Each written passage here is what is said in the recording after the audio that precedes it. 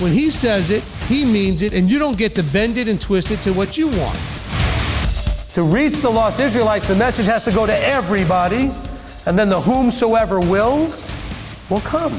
The ones who he draws will come. By the way, knowledge meaning what? Having a relationship with the truth. Oh, you learned, you got tons of information, but have you come into a relationship with truth?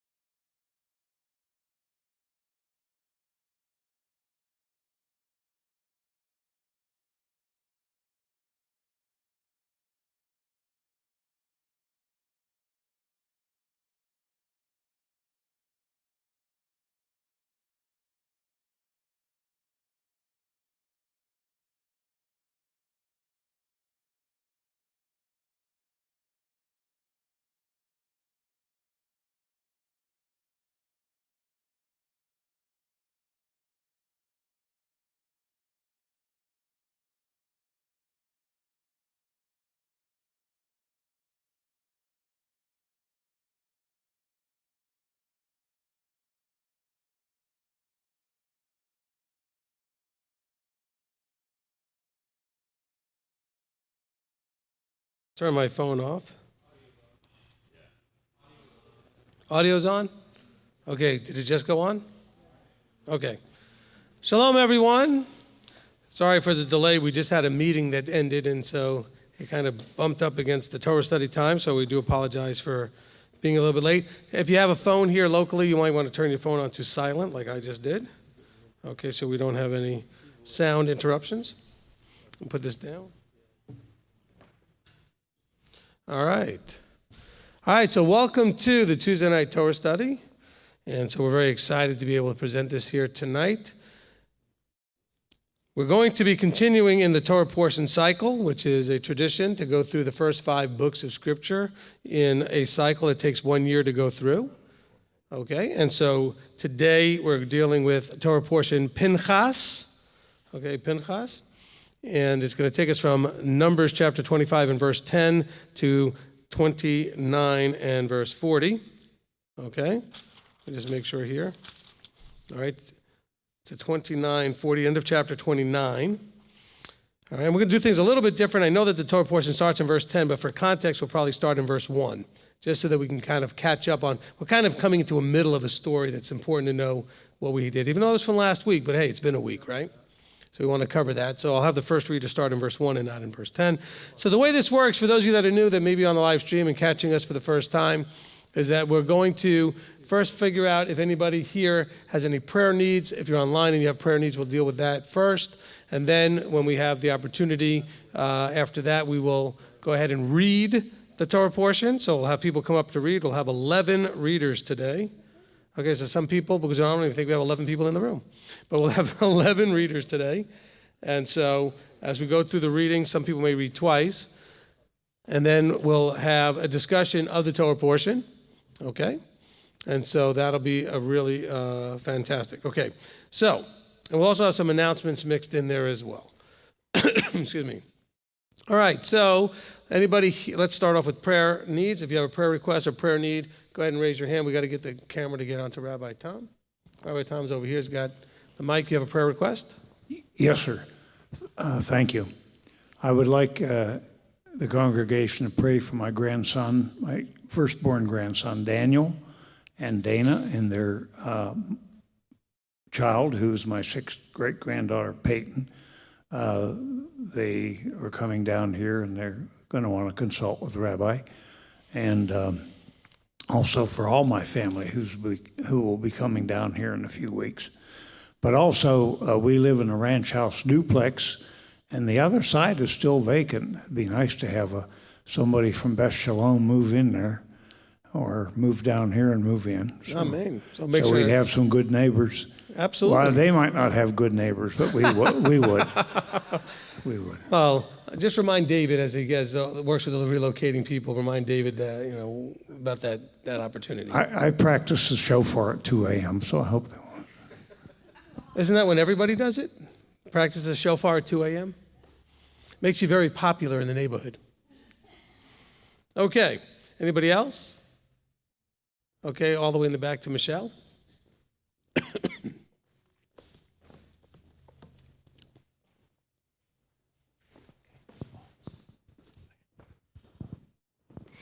I just wanted to give praises and thank Yahweh for having this wonderful man here.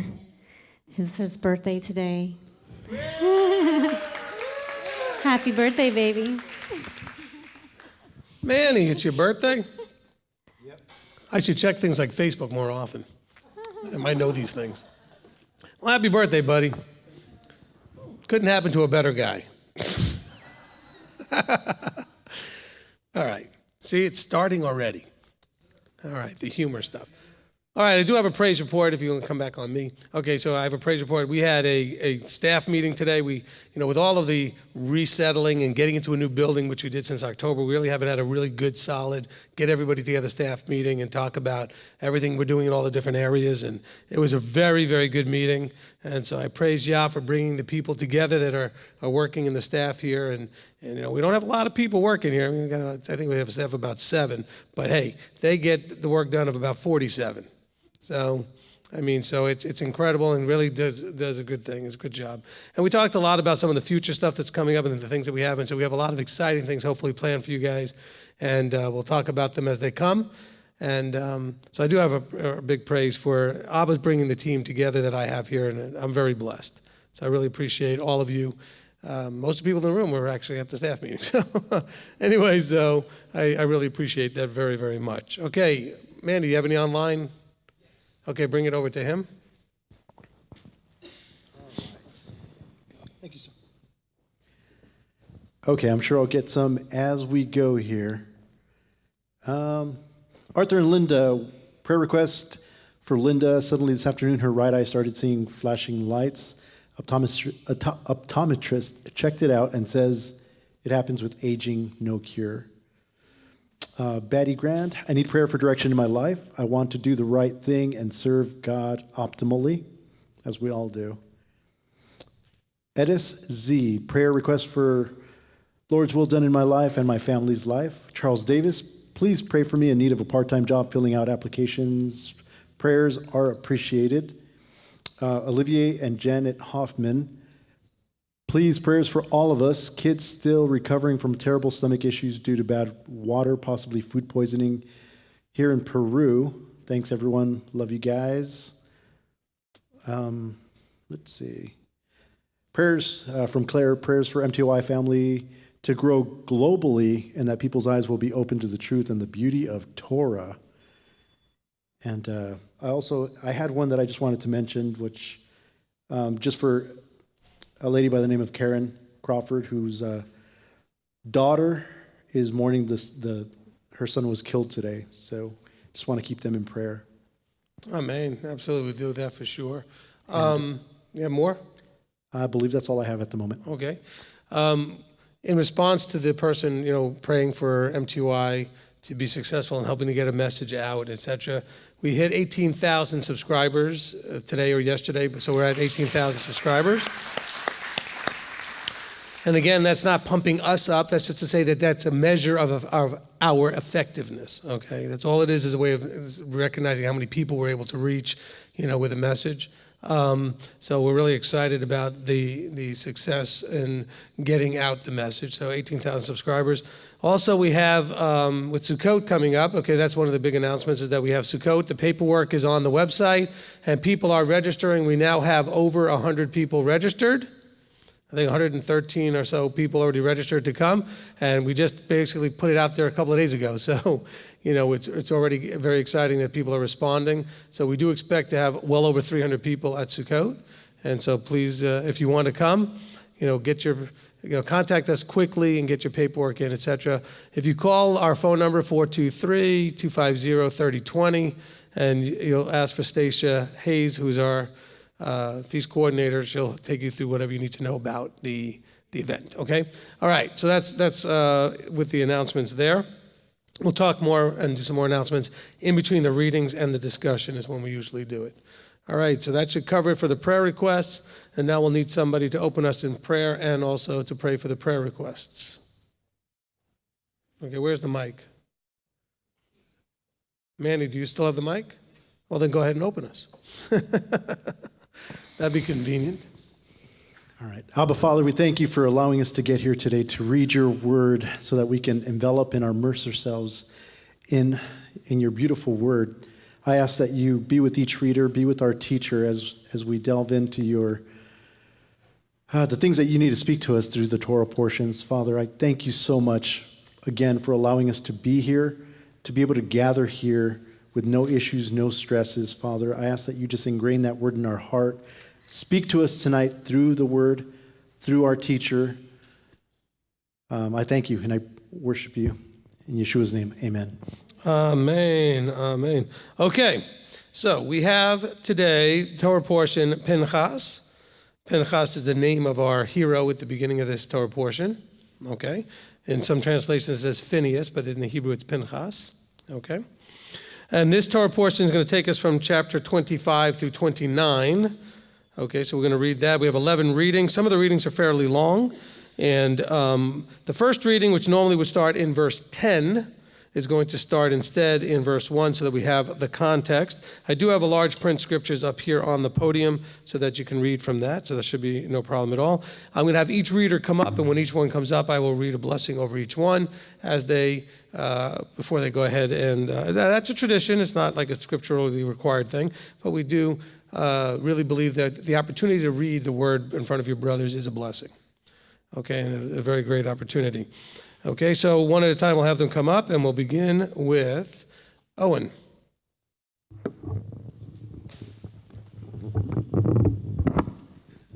Okay, we'll give it to that mic stand. I'll make it easier. All right, he who makes... I keep having to look up at Owen. Where's my step stool? He who blessed our fathers, Abraham, Isaac, and Jacob, may he bless Owen, who's come up to honor Yahweh in the Torah. May the set-apart one bless him and his family and send blessing and prosperity in all the works of his hands. Amen. Okay, Owen's going to start us off in chapter 25 and read the first 18 verses, which is actually the whole chapter.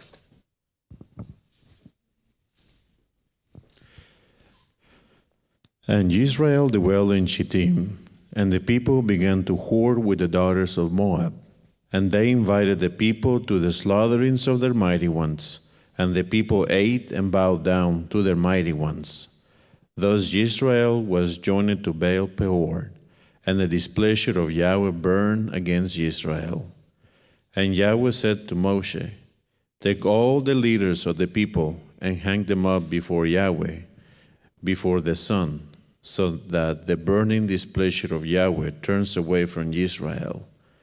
And Moshe said to the judges of Israel, Each one of you kill his men who were joined to Baal Peor. And see, one of the children of Israel came and brought to his brothers a Midianite woman before the eyes of Moshe and before the eyes of all the congregation of the children of Israel, who were weeping at the door of the tent of appointment. And when Pinchas, son of Eleazar, son of Aaron the priest, saw it, he rose up from among the congregation and took a spear in his hand. And he went after the men of Israel into the tent and thrust both them through, the man of Israel and the woman through her belly. Thus the plague among the children of Israel came to a stop. And those who died in the plague were 24,000. And Yahweh spoke to Moshe, saying, Pinchas, son of Eleazar, son of Aaron, the priest, has turned back my wrath from the children of Israel, because he was ardent with my ardor in their midst, so that I did not consume the children of Israel in my ardor. Therefore say, See, I am giving him a covenant of peace, and it shall be to him and to his seed after him a covenant of an everlasting priesthood, because he was ardent for his Elohim, and he made atonement for the children of Israel. And the name of the man of Israel who was struck with the Midianite woman, was Simri, son of Salu, a leader of the father's house among the Shemonites. And the name of the Midianite woman who was struck was Cosbi, the daughter of Tsur. He was head of the people of a father's house in Midian. And Yahweh spoke to Moshe, saying, Distress the Midianites, and you shall strike them, for they distress you with their tricks, with which they deceive you in the matter of Peor and in the matter of Cosbi, the daughter of the leader of Midian, their sister who was struck in the day of the plague because of Peor. Amen, amen. Okay, thank you, Owen. Okay, next up, Evie. He who blessed our fathers, Abraham, Isaac, and Jacob, may he bless Evie, who's come up to honor Yahweh in the Torah. May the set-apart one bless her and her family and send blessing and prosperity on all the works of her hands.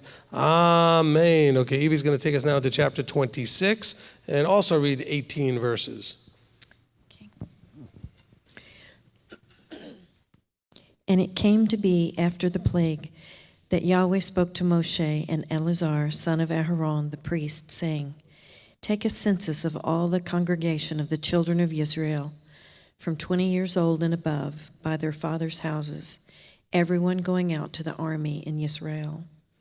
So Moshe and Eleazar the priest spoke with them in the desert plains of Moab, by the garden of Yerbo, saying, Take a census of the people from 20 years old and above, as Yahweh commanded Moshe and the children of Israel, who came out of the land of Mitzrayim. Reuben, firstborn of Israel, sons of Reuben, of Hanok, the clan of the Hanokites, of Palu, the clan of the Paluites, of Hetzron, the clan of the Hetzronites, of Carmi, the clan of the Carmites. These are the clans of the Reubenites, and their registered ones were 43,730.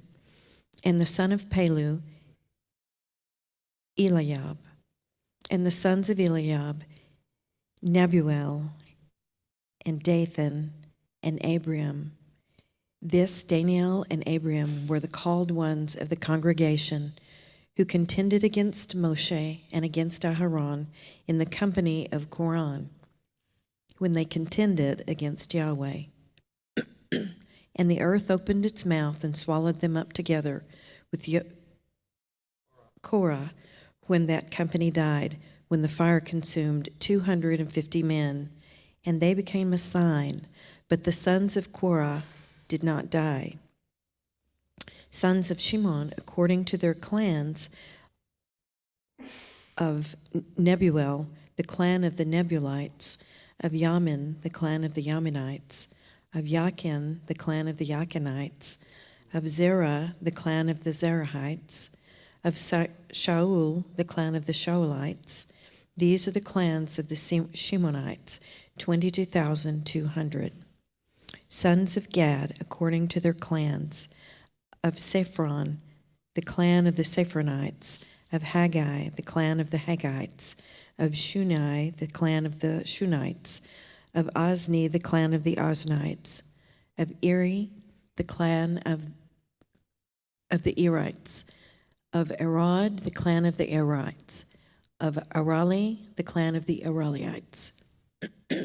These are the clans of the son of Gad, according to the registered ones, 40,500. Amen. And that certainly wasn't easy, and it's not going to get easier. We got more clans to read. I've had the reader skip this part in years past, but I think that we don't want to insult these people by not reading their names out and getting the portions. All right, Shira, come up and take your shot at these names. They're tough. Okay, here we go. He who blessed our fathers, Abraham, Isaac, and Jacob, may he bless Shira, who's come up to honor Yahweh in the Torah. May the set apart one bless her and her family and send blessing and prosperity in all the works of her hands. Amen. Okay, Shira is going to take us from verse 19 to 41.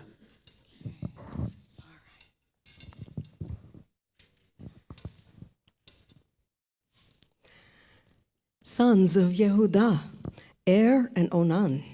And Er and Onan died in the land of Canaan. And sons of Yehudah, according to their clans, of Shelah, the clan of the Shelanites, of Peretz, the clan of the Partzites, of Zerach, the clan of the Zarchites. And sons of Peretz, of Chetzron, the clan of the Chetzronites, of Chamul, the clan of the Chamulites. These are the clans of Yehudah, according to their registered ones, 76,500. Sons of Yisachar, according to their clans, of Tola, the clan of the Tolaites, of Puah, the clan of the Punites, of Yashuv, the clan of the Yashuvites, of Shimron, the clan of the Shimronites. These are the clans of Yisachar, according to their registered ones, 64,300. Sons of Zebulun, according to their clans, of Sered, the clan of the Sardites, of Elon, the clan of the Elonites, of Yachleel, the clan of the Yachleelites. These are the clans of the Zebulunites, according to their registered ones, 60,500. Sons of Yosef, according to their clans, by Menashe and Ephraim. Sons of Menashe, of Machir, the clan of the Machirites. And Machir brought forth Gilad. Of Gilad, the clan of the Giladites. These are the sons of Gilad. Of Iezer, the clan of the Iezerites. Of Helek, the clan of the Helekites. Of Asriel, the clan of the Asrielites. Of Shechem, the clan of the Shechemites. Of Shemidah, the clan of the Shemidaites. Of Hefer, the clan of the Heferites.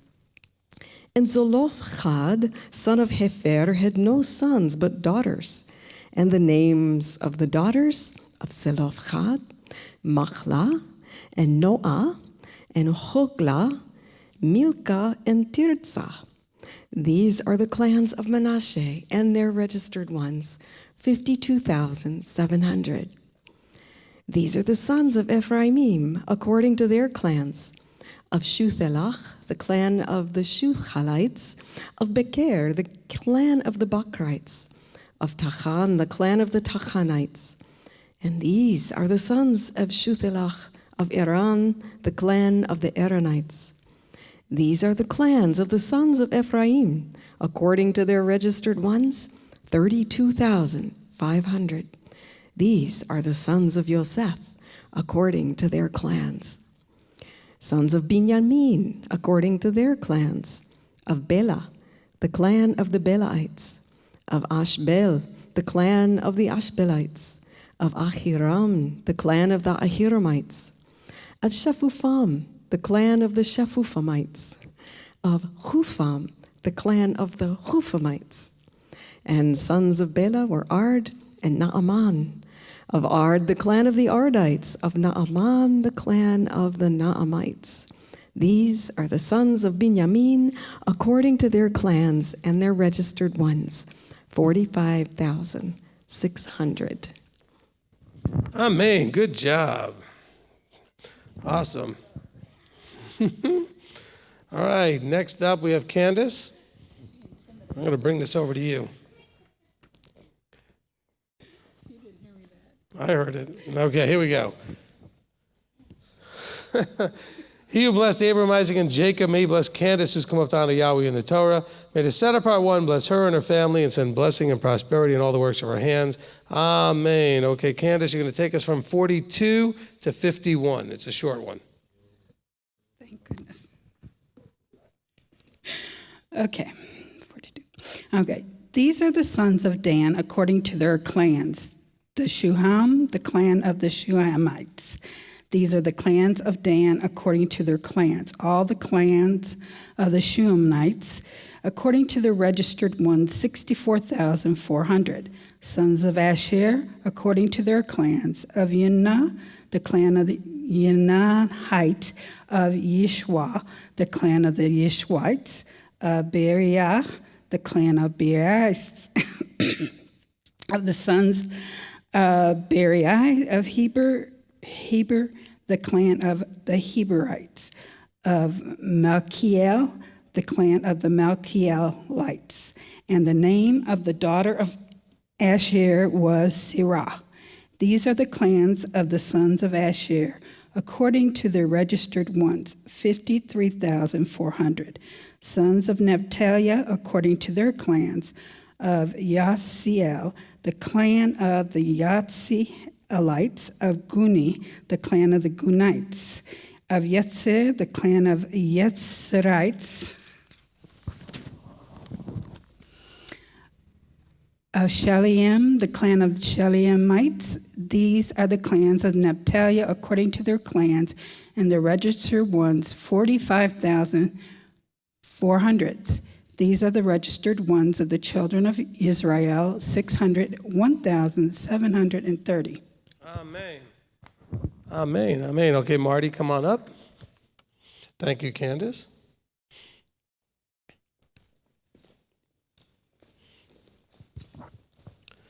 He who blessed our fathers, Abraham, Isaac, and Jacob, may he bless Marty, who's come up to honor Yahweh in the Torah. May the set apart one bless him and his family and send blessing and prosperity on all the works of his hands. Amen. Okay, Marty, you're going to take us now from verse 52 to the end of the chapter.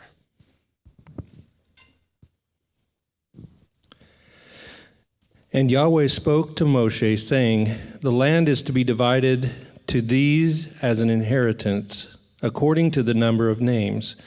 To the large one you give a larger inheritance, and to the small one you give a smaller inheritance. Each shall be given its inheritance according to their registered ones. But the land is divided by lot. They inherit according to the names of the tribes of their fathers. According to the lot of their inheritance is divided between the larger and the smaller. And these are the registered ones of the Levites, according to their clans. Of Gershon, the clan of the Gershonites. Of Kehath, the clan of the Kehathites. Of Merari, the clan of the Merarites. These are the clans of the Levites. The clan of the Libnites, the clan of the Hebronites, the clan of the Machlites, the clan of the Mushites, and the clan of the Korhites. And Kehath brought forth Amram. And the name of Amram's wife was Jochebed, the daughter of Levi, who was born to Levi in Mitzrayim. And to Amram she bore Aharon and Moshe and their sister Miriam. And to Aharon were born Nadab and Abihu, Eleazar and Ithamar. And Nadab and Abihu died when they brought strange fire before Yahweh. And their registered ones were 23,000, every male from a new moon old and above. For they were not registered among the other children of Israel, because there was no inheritance given to them among the children of Israel. These are the ones registered by Moshe and Eleazar the priest, who registered the sons of Israel in the desert plains of Moab by the Yarden of Jericho. But among these there was not a man of those registered by Moshe and Aharon the priest, when they registered the sons of Israel in the wilderness of Sinai. For Yahweh had said of them, They shall certainly die in the wilderness, and not a man was left of them except Caleb, son of Yefuneh, and Yehoshua, son of Nun. Amen. Amen. Thank you, Marty. Okay, next up is Dale. He who blessed our fathers, Abraham, Isaac, and Jacob, may he bless Dale, who's come up to honor Yahweh in the Torah. May the set apart one bless him and his family and send blessing and prosperity in all the works of his hands. Amen. Okay, Dale's going to now take us into chapter 27 and read verses 1 through 11.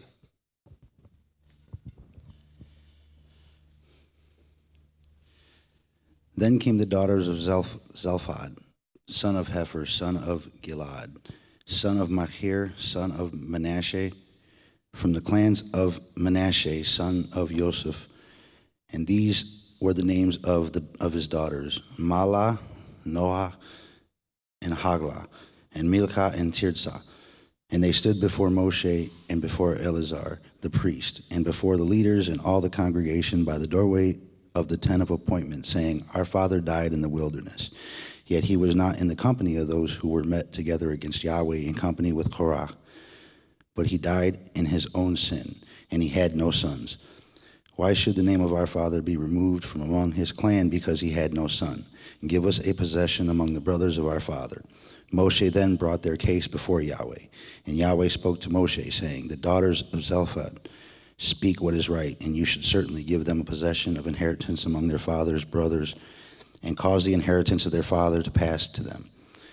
And speak to the children of Israel, saying, When a man dies and has no son, when you shall cause his inheritance to pass to his daughter, and if he has no daughter, then you shall give his inheritance to his brothers. And if he has no brothers, then you shall give his inheritance to his father's brothers. And if his father has no brothers, then you shall give his inheritance to the nearest relative in his clan, and he shall possess it. And it shall be to the children of Israel a law of right ruling, as Yahweh commanded Moshe. Amen. Thank you, Dale. Okay, May. He who blessed our fathers, Abraham, Isaac, and Jacob, may he bless May, who's come up to honor Yahweh in the Torah. May the set apart one bless her and her family and send blessing and prosperity in all the works of her hands. Amen. Okay, you're going to take us now from verse 12 to the end of the chapter.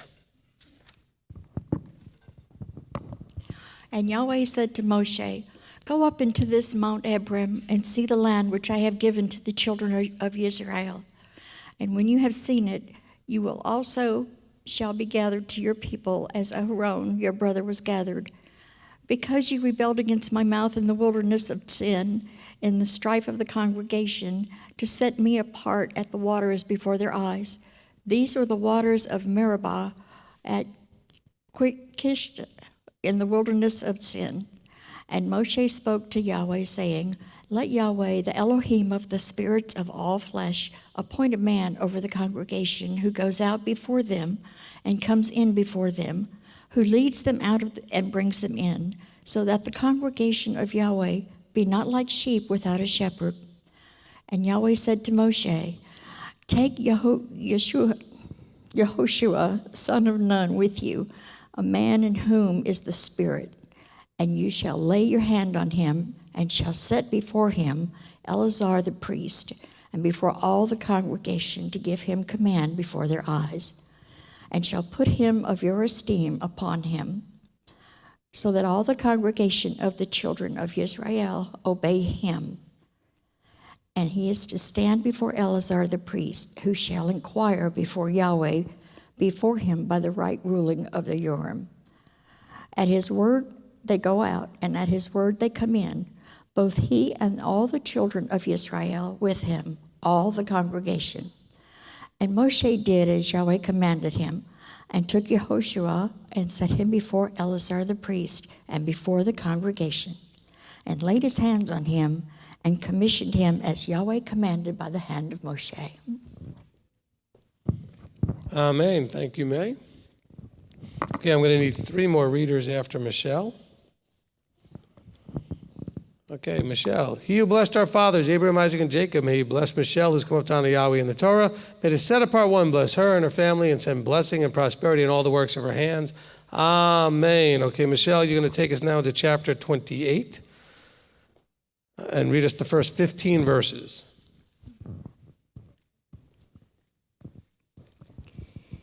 And Yahweh spoke to Moshe, saying, "Command the children of Israel, and you shall say to them, Take heed to bring my offering, my food for my offerings made by fire as a sweet fragrance to me at their appointed time.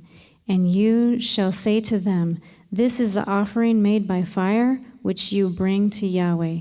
2 male lambs, a year old, perfect ones, daily, a continual ascending offering.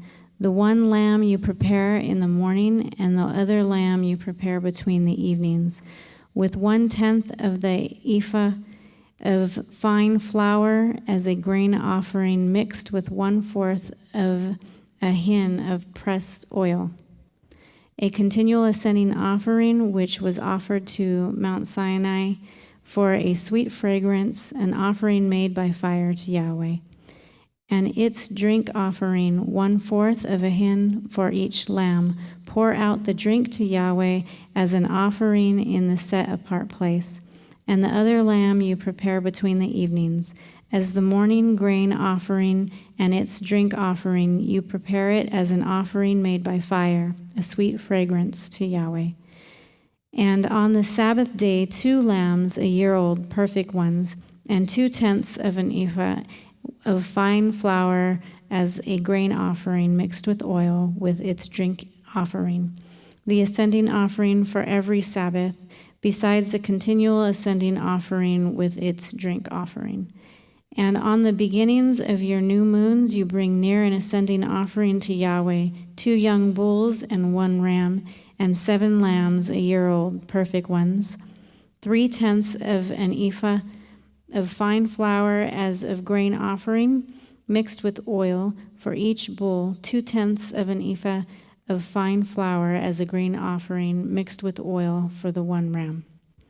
and 1/10 of an ephah of fine flour mixed with oil as a grain offering for each lamb, as an ascending offering of sweet fragrance, an offering made by fire to Yahweh.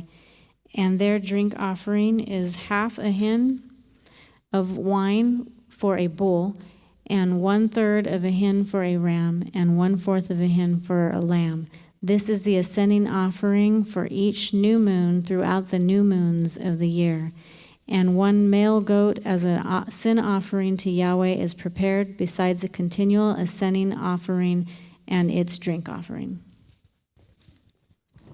Amen, amen. Okay, I've got enough readers here because Rabbi Tom will be the last one. And so we'll have Manny, then Christina, then Rabbi Tom.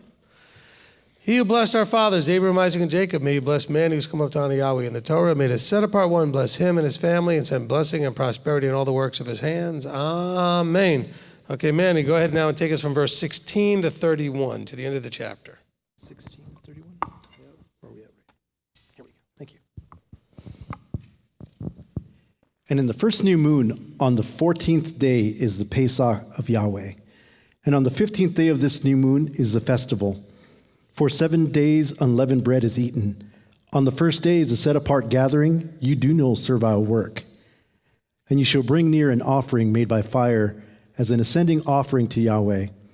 2 young bulls, 1 ram, and 7 lambs a year old, perfect ones, they are for you. And their grain offering, fine flour mixed with oil, prepared 3/10 of an ephah for a bull, and 2/10 of a ram. Prepare 1/10 of an ephah for each of the 7 lambs, and 1 goat as a sin offering to make atonement for you. Prepare these besides the ascending offering of the morning, which is for a continual ascending offering. According to these, you are to prepare the food for the offering made by fire daily for 7 days as a sweet fragrance to Yahweh. It is prepared besides the continual ascending offering and its drink offering. And on the 7th day, you have set apart gathering. You do no servile work. On the day of the first fruits, when you bring a new grain offering to Yahweh, at your festival of Shavuot, you have a set-apart gathering, you do no servile work. And you shall bring near an ascending offering as a sweet fragrance to Yahweh. 2 young bulls, 1 ram, and 7 lambs a year old, with their grain offering of fine flour mixed with oil, 3/10 of an ephah for each bull, 2/10 for the 1 ram, 1/10 for each of the 7 lambs, 1 male goat to make an atonement for you, perfect ones, they are for you. Prepare them with their drink offerings besides the continual ascending offering with its grain offering. Amen, amen. Thank you, Manny. Okay, Christina. He who blessed our fathers, Abraham, Isaac, and Jacob, may he bless Christina, who's come up to honor Yahweh in the Torah. May the set apart one bless her and her family and send blessing and prosperity in all the works of her hands. Amen. Okay, Christina's going to take us now into chapter 29 and read verses 1 through 22. And in the 7th new moon, on the first day of the new moon, you have a set-apart gathering. You do no servile work. It is Yom Teruah for you. And you shall prepare an ascending offering as a sweet fragrance to Yahweh. 1 young bull, 1 ram, 7 lambs a year old, perfect ones, and their grain offering. Fine flour mixed with oil, 3/10 of an ephah for the bull, 2/10 for the ram, and 1/10 for each of the 7 lambs, and 1 male goat as a sin offering to make atonement for you. Besides this ascending offering with its grain offering for the new moon, the continual ascending offering with its grain offering, and the drink offerings according to the right ruling as a sweet fragrance, an offering made by fire to Yahweh. And on the 10th day of the 7th new moon, you shall have a set-apart gathering, and you shall afflict your beings, you do no work. And you shall bring near an ascending offering to Yahweh, a sweet fragrance. 1 young bull, 1 ram, 7 lambs a year old, perfect ones they are for you, and their grain offering. Fine flour mixed with oil, 3/10 of an ephah for the bull, 2/10 for the 1 ram, 1/10 for each of the 7 lambs, 1 male goat as a sin offering, besides the sin offering for atonement, the continual ascending offering in its grain offering, and their drink offerings. And on the 15th day of the 7th new moon, you shall have a set-apart gathering. You do no servile work. You shall celebrate a festival to Yahweh 7 days. And you shall bring near an ascending offering, an offering made by fire, a sweet fragrance to Yahweh. 13 young bulls, 2 rams, 14 lambs a year old, perfect ones they are, and their grain offering. Fine flour mixed with oil, 3/10 of an ephah for each of the 13 bulls, 2/10 for each of the 2 rams, and 1/10 for each of the 14 lambs, and 1 male goat as a sin offering, besides the continual ascending offering, its grain offering, and its drink offering. Then on the second day, 12 young bulls, 2 rams, 14 lambs a year old, perfect ones, and their grain offering and their drink offerings for the bulls, for the rams, and for the lambs, by their number according to the right ruling.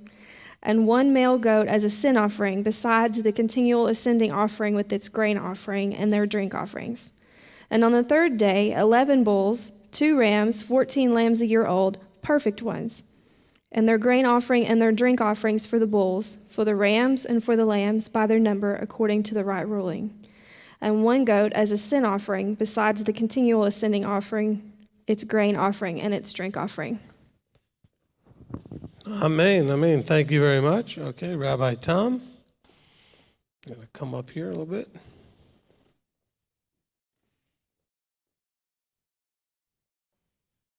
That's good enough right there. Good. Okay, you're going to want this bigger book?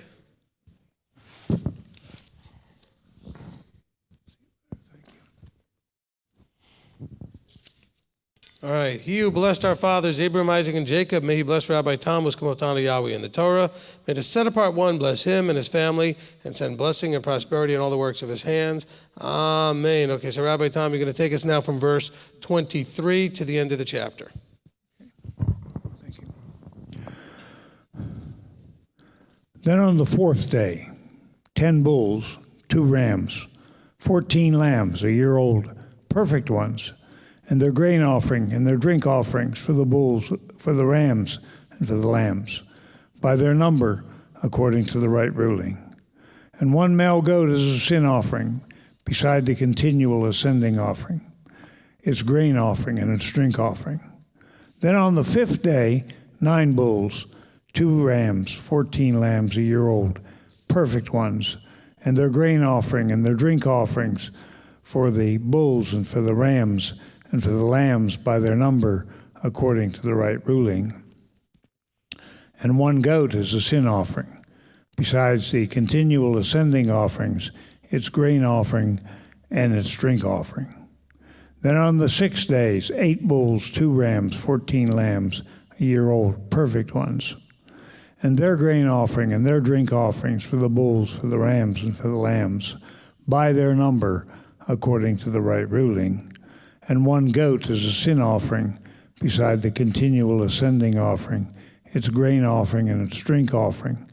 Then on the 7th day, 7 bulls, 2 rams, 14 lambs, a year old, perfect ones, and their grain offering and their drink offerings for the bulls, for the rams, and for the lambs, by their number according to the right ruling.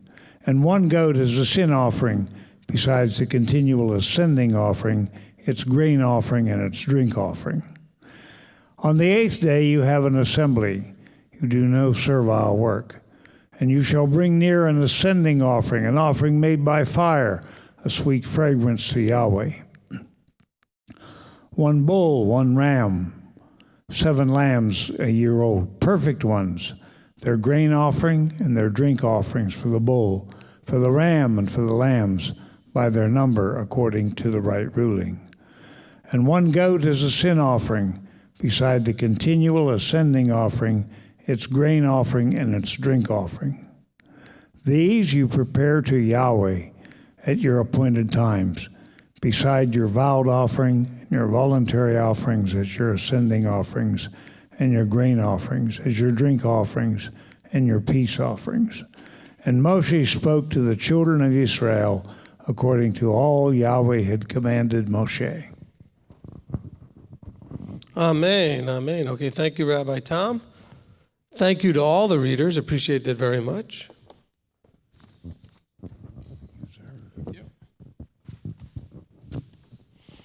All right, again, thank you to all the readers. We're going to have the closing prayer. Baruch atah Yahweh Eloheinu melech haolam asher natan lanu Torat emet v'chayei olam natah b'tochenu Baruch atah Yahweh noten haTorah. Blessed are you, Yahweh our Elohim, King of the universe, who has given us a Torah of truth and has planted eternal life in our midst. Blessed are you, Yahweh, giver of the Torah. Amen. Amen. All right. Wow. A lot of stuff going on there with a lot of offerings, a lot of detail. This is the book of Numbers.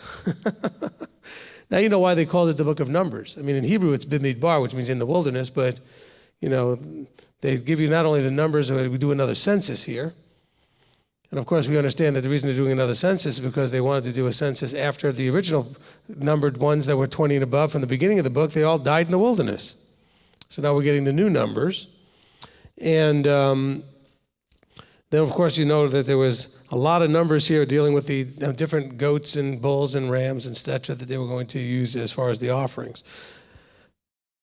Before we get into the discussion part, where we're going to go ahead and midrash or discuss this Torah portion, I want to just remind us a couple of announcements. How many people, by the way, do we have on there right now? 204. Amen. Fantastic. All right. And some of you should be here. But you thought, I'd just stay home. So there's an extra special blessing I'm going to pray over all of you that came here. Blessed are those who made the effort to be here, right? Okay, because there's a lot more of you that could have been here that just said, well, you know. Yeah, but we miss you. You're missing out on the interaction and fellowship with all of us. Okay? All right. So a couple of quick announcements we do have coming up in terms of things. Don't forget we have Trumpets and Atonement. The dates are on our website. I don't remember them off the top of my head. I think we have September 30th and then October 9th or something like that for Trumpets and Atonement. And then just look them up. Sukkot then comes up right after that. And so that's the main thing I want to talk about is that we do have the paperwork up on our website, MTOI.org. Look for Sukkot 2019. And we already have over 113 people registered, and so you would want to go ahead and get in there. We do have plenty of room, but we do want to make sure that we start planning and know how many people are coming and get you accommodated with the situations we have there. If you have any questions, you can always call us. The number is on the website. Okay.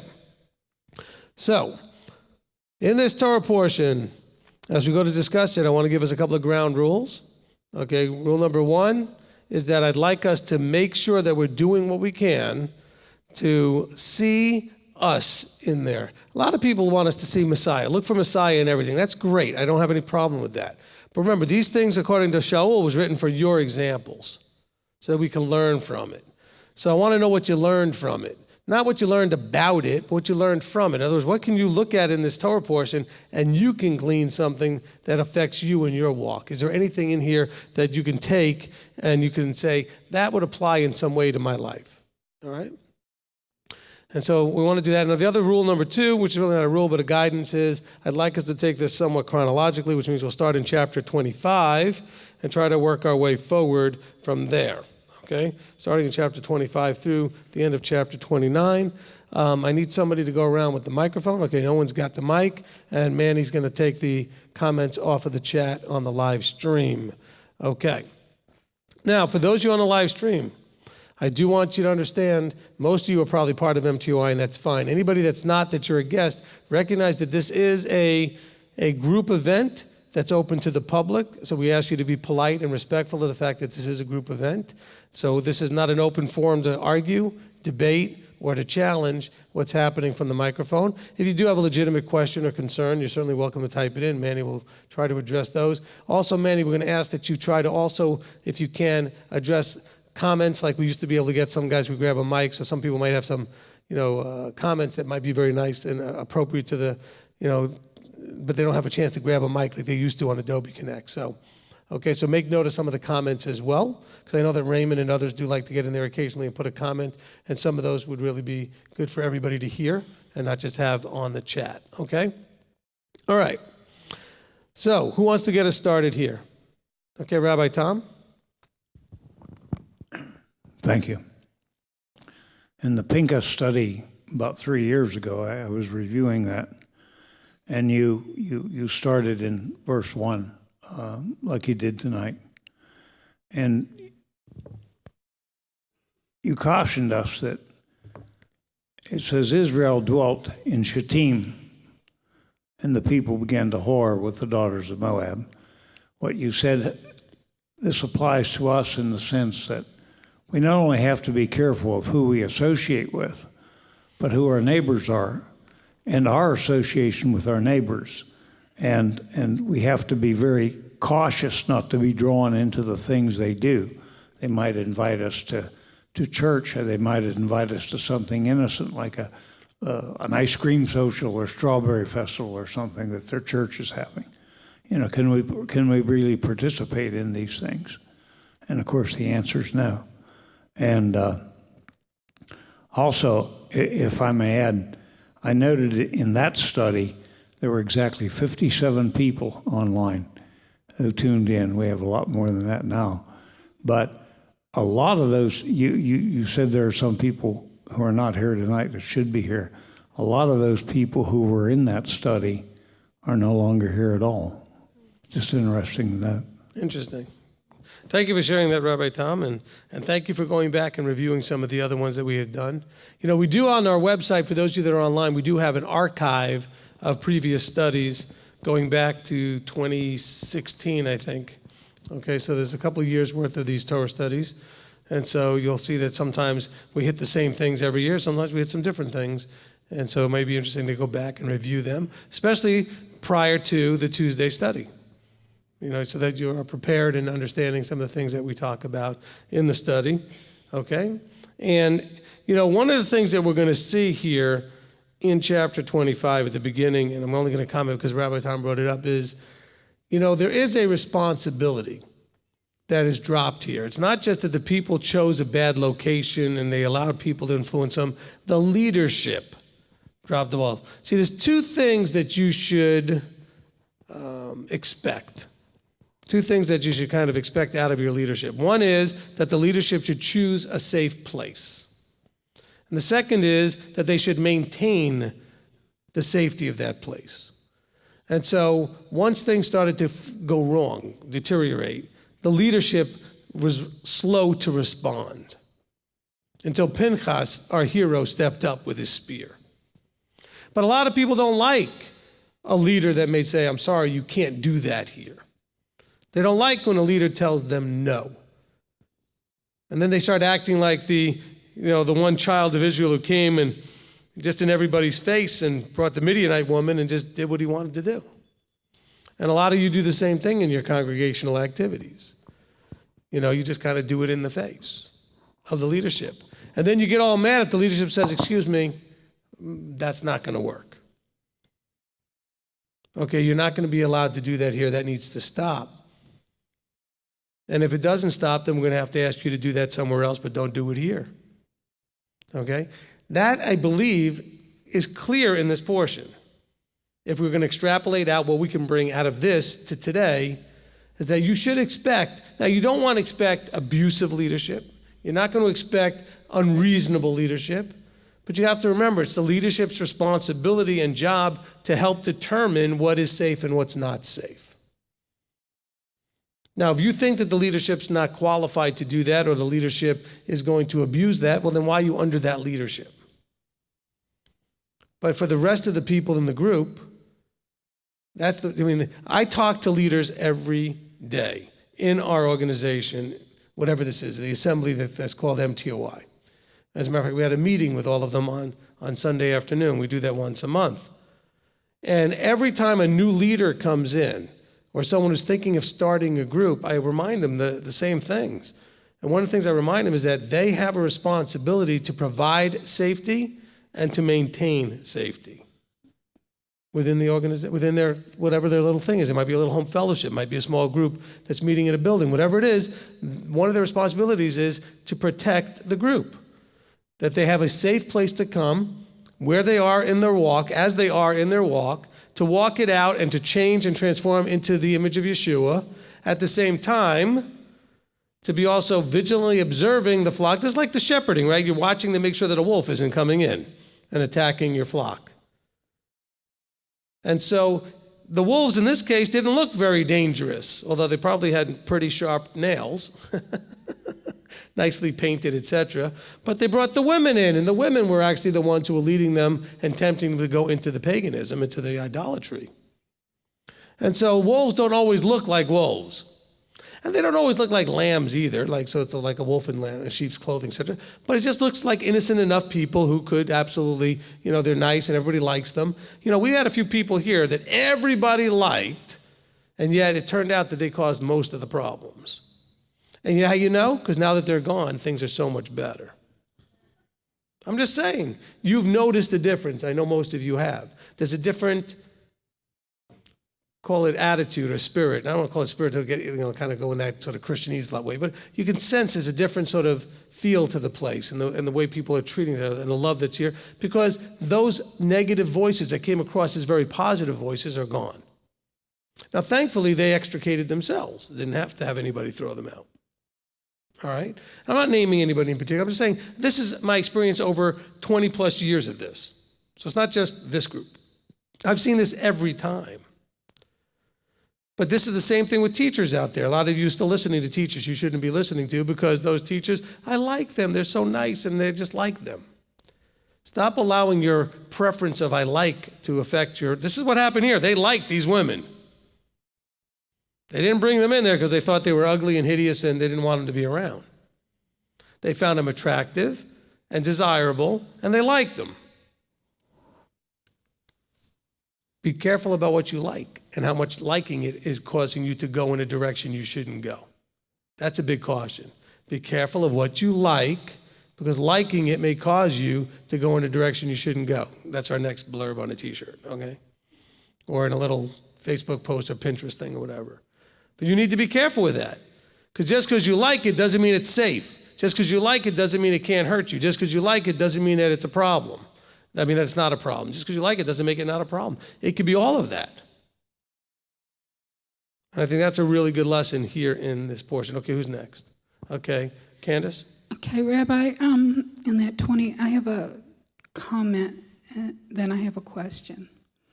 Okay, in that 25th chapter, and they're doing what really amazes me, and even with my own life, is how soon we forget that Yahweh has done some great things in our lives, and how easy it is to fall into sin, be whatever kind of sin it is. And apparently the Israelites, they fell into sin quite a bit, and they were doing a lot of sexual sinning.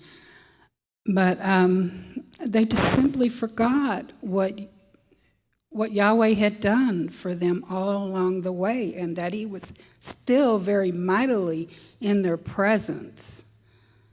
They felt his presence. They didn't even want to talk to him because his presence was so awesome. It was dreadful to hear for them. And I think, when you talk about a strong leader, and you are a strong leader, and I'm glad for that, because for me, I need a strong leader. I need a leader to tell me, you can't do that. You can't bring that in here. That's not right. You can't live like that. I need that, because if you allowed somebody to continue in sin, that can bring an infection and then the next thing you know, well, it's okay that so-and-so's doing it, I can do it. Amen, true. And I can do it, and I can do it. Absolutely. And I've seen this happen in my own life. I've seen it.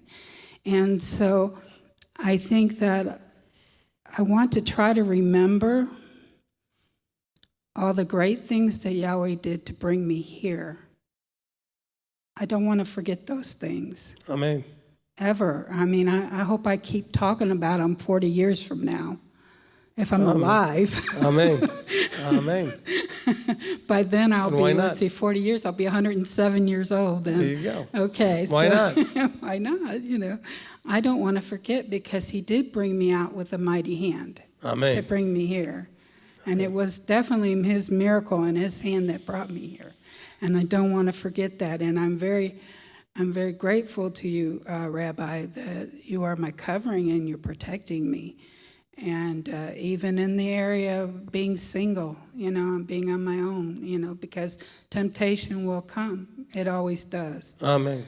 But my question is, it's out of chapter 26, and when they're doing a census, okay, and Yahweh wanted Moshe to do the census. And I kept trying to rack my head, what can I get out of this lesson? What can I get out of this lesson? And when I was reading over it, and I just couldn't seem to find, and then I remembered about where David ordered a census in 2 Samuel, the 24th chapter. But what David did was wrong, and I'm not sure that I understand why it was wrong. I do know that... Okay, so why did Moses take a census? Because Yahweh told him. Yeah, but also there was a reason we see later. It's because it was helping to understand how to divide out the inheritances. Okay, so Yahweh was telling him so that he'd be ready to divide out the inheritance. Why did David do the census? To see what many chariots and army he had. Because he was about to go to a battle and he was checking out how much army he had to go to the battle with. So he wasn't trusting Yahweh. Okay? Because if David trusted Yahweh, his army size didn't matter. He didn't need to figure it out or calculate it. Okay? So the difference is, in this case, Moses was doing something, Yahweh told him to do. That's number one. Nobody told David to count the census. Number two, there was a purpose that was to do Yahweh's will. Yahweh's bidding was that now we're going to properly divide out the land and inheritance by the size. The larger got more, the smaller got less. So it was proportional. Okay? Okay, and Yahweh did show me how through the 26th and taking me over to 2 Samuel 24, how it applied to my life. But I need to speak to you about that after service. Okay, we could do that too. Okay, so I want to just bring something back in out of 25 real quick. My notes and I've got notes here from years gone by, the whole issue here, and I think we struggle with this, and mostly because you guys came to this through Christianity, okay? And Christianity has its arms out, almost like the theoretical whole point of like the Statue of Liberty. Bring us your huddled masses and we'll just love on everybody, and everybody just come as you are, and everybody's just welcome in that whole way. But we forget that Yahweh doesn't do it that way. He chose Israel to be set apart as a nation, just as he is set apart. See, I know we use the word holy. Well, they were called to be a holy nation as he's holy, but we don't understand the word holy. The word there is kadosh. Kadosh means to be set apart for the singular purpose of what Yahweh designed it to do and be functional, how it's supposed to be. And so here Israel is integrating with and merging with and interacting with in an inappropriate way another nation. And that's where the bringing together and merging together of things that don't belong together becomes the mixing. Yahweh doesn't like mixing in that way, okay? Because he says, look, they dwelt in Shittim, and then they invited the Moabite daughters. They invited the people to the daughter, and they invited the people to the slaughterings of their mighty ones, and the people ate and bowed, and Israel was then joined. Okay? He said they were invited, they dwelt, they were invited, they were there, and they then joined themselves. But they were already joined. They were already joined to Yahweh. Why are they joining to another one now? Now they joined themselves to Baal Peor, as opposed to being just joined to Yahweh. They have a covenant, they have a relationship, they have a marriage, and now they're committing adultery, essentially. That's where leadership is responsible. Leadership didn't step in. But we have to stop being so, look, there's a fine line, I think, emotionally between cultic, sort of separatist, like a cult hiding off in a corner, and being a separated nation, but also being a light, not hidden in the basket, but up on the mountain for people to be drawn to, as opposed to them going. It says they were invited to go do the slaughterings to their mighty ones. They invited the Israelites over, then the Israelites went and did it. And so you got to be careful about that. Okay, we are to be set apart. We're to be cautious with who we interact with and on what level and when. That doesn't mean that you're harsh, cold, and just inconsiderate of people, but that in the way you love people, you have to also be protective. There's a kind of a balance. How do I love my neighbor as myself? How do I love people that aren't my neighbor without causing risk to me? And so it's that level of discernment that's really hard. That's where it becomes challenging, okay? Because this is a risk if you don't have that discernment. Now, one of the things that Candace brought up, which I think is really, really great, okay, is that over and over again in Scripture, Candace looked up like, what did I say? Why did I say that was so great? All right. We see over and over again in Scripture, Israel reminded, do not forget that you were slaves in Egypt. And do not forget the way Yahweh brought you out. You have that same instruction that you can extrapolate to. Do not forget that you were in wherever you were, and Yahweh brought you out. Never forget how far you've come and where you came from, because then you can really appreciate where you are now. Because had he not done that, you would still be in your Egypt, whatever your Egypt was. Okay? Slaves to sin, bad lifestyles, bad choices, all those other things that you were doing.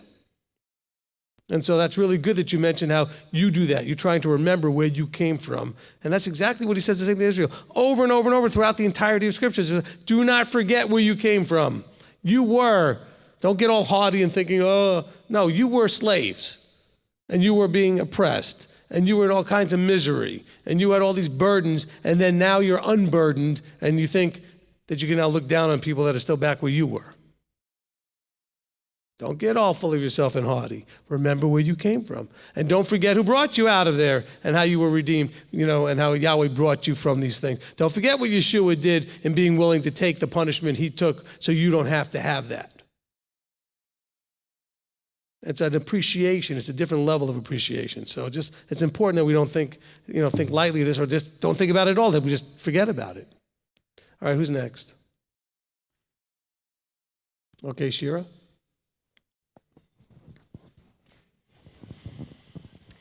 Thank you, Rabbi. Wow. That word ardor, I think in the King James it says zeal, but it just caused me to think of Yeshua and when he went into the temple courts with a whip that he braided, and he did a lot of damage. And nobody stopped him. I mean, it was like the Spirit of Yahweh was so powerful on him. The fire of Yahweh just overturning all the tables and letting all these animals loose, and doves flying off, and his disciples watched and they remembered the prophecy. The zeal for your house has eaten me up. And so I think about that in terms of, okay, so we're being transformed to be like Yeshua. And of course, I'm fully aware of not operating in the prophetic calling that he had. And yet, what would my life look like if I had that same zeal for his house? And I appreciate the safety so much, and that the leadership applies to keep us safe, and have watched over the years, just have been so delighted to watch MTOI and Beth Shalom grow into a safer and safer place, and it's very protected. But for me personally, what if I'm like Yeshua in that way? What does that look like? Maybe on a Shabbat. I mean, this would be hard, but if the conversation isn't Shabbat worthy, instead of being all compassionate and gooey and maybe I should just listen, what would I actually do? I'm not sure. But that's something we're supposed to want. Amen. Okay, so that was one of my verses, one of my things that I was going to bring up in verse 11. Okay, in 25:11, it says, Pinchas, son of Eleazar, son of Aaron the priest, has turned back my wrath from the children of Israel because he was ardent with my ardor in their midst, so that I did not consume the children of Israel because of in my ardor. Now, the word, I have the definition, it means passionate, enthusiasm, fervent, zealous, wholehearted, intense, fierce, fiery, that kind of stuff. Now, bear in mind that this is not licensed to validate you're going and trolling people on Facebook and every place else and blasting people on their YouTube videos, etc. Pinchas had this ardor always. Yeshua had the ardor always. You don't see them always spearing people or flipping over tables. The ardor and the zealousness, that zeal, that fervency, that enthusiasm comes through in all the things that they do in serving Yah. But it was their positional responsibility that gave them the right and authority to do those things. Yeshua said, you're doing this in my Father's house. That's not authority for everybody to do that. Go around flipping over tables and things in buildings. It also isn't for everybody to throw a spear like Pinchas did. Now, it should have been something that was handled much earlier and didn't require a spear. Quite frankly, Eleazar should have done something. Okay? And so, but it was Pinchas that stepped up. Or actually, Moses should have done something. But this thing was allowed to play out. It may be something for the leadership to say, you know what, maybe the leadership was busy, doing busy things. That's not an excuse. I'm just saying a leadership can get distracted because there's things to do and not be recognizing there's danger in the camp. Certainly Moses was busy. Okay, I can't even imagine. I mean, I'm busy with the small group that I work with. I can't even imagine what he did, even with the heads of thousands, et cetera, et cetera. All right? He had more heads of thousands that he dealt with than I have people in this whole thing, whatever. You know what I'm saying? I mean, just his heads of thousands was thousands. Because he had roughly 2-3 million people. Now, when you think about that, just understand that what Shir was bringing up is, how do you find a way to direct and to be in a state of fervency, zeal, passion, with your whole heart, with a fierceness and intensity for what's going on, without stepping outside of the limitations of your position. Does that make any sense? Because a lot of people out there are justifying, and I meet them. I meet people that come and meet our congregation and say, yeah, this is what I've been going about, and I was zealously out there, and I was doing this and setting things. Your job might not be that job. You may think it is, but here's an important piece. If we go to chapter 27, okay, this is a really key point. In verse 22, and Moses did as Yahweh commanded him, and took Yehoshua and set him before Eleazar the priest and before all the congregation, and laid his hands on him and commissioned him. Guess who gets commissioned? The one that the anointed appointed commissions. So unless the anointed appointed has come over and commissioned you, whoever that is, and I'm not saying that there's so many of them or not so many of them in the world, whatever, but who commissioned you to go on Facebook and start zapping everybody? Oh no, the Ruach, the Spirit led me to. Stop that. Yahweh himself was right here, could have done it himself, and he did it through Moses and through Eleazar. That's the way Yahweh does it. That's why it's in this verse. Anointing and appointing gets passed on and laid hands on and commissioned by an anointed, appointed person. But you guys all want to self-appoint because it's so easy to claim the Spirit led you, the Spirit called you, God this, that. Stop that. That is not anywhere in Scripture.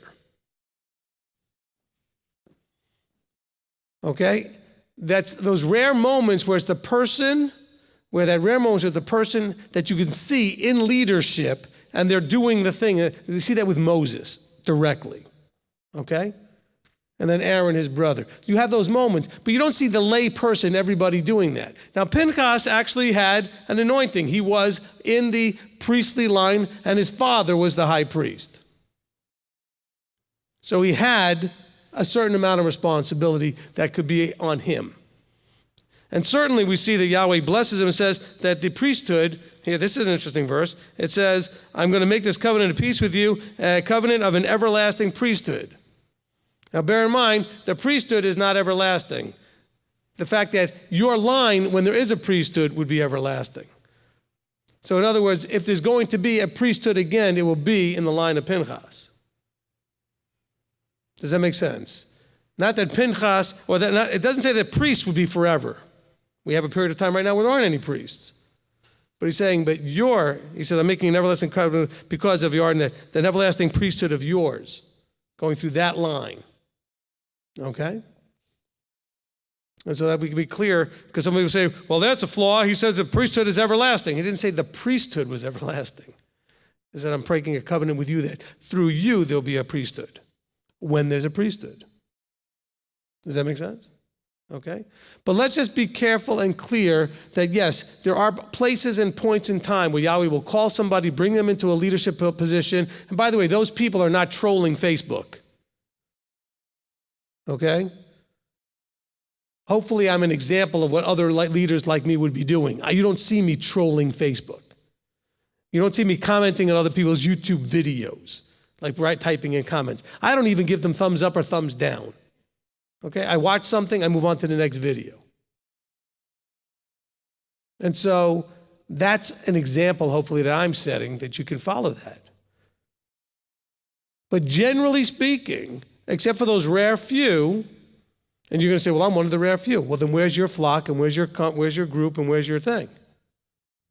Where are you? What were you anointed to do? I'm anointed to make sure that Yahweh's not treated in a wrong way on Facebook. Well, there's no such thing. Okay?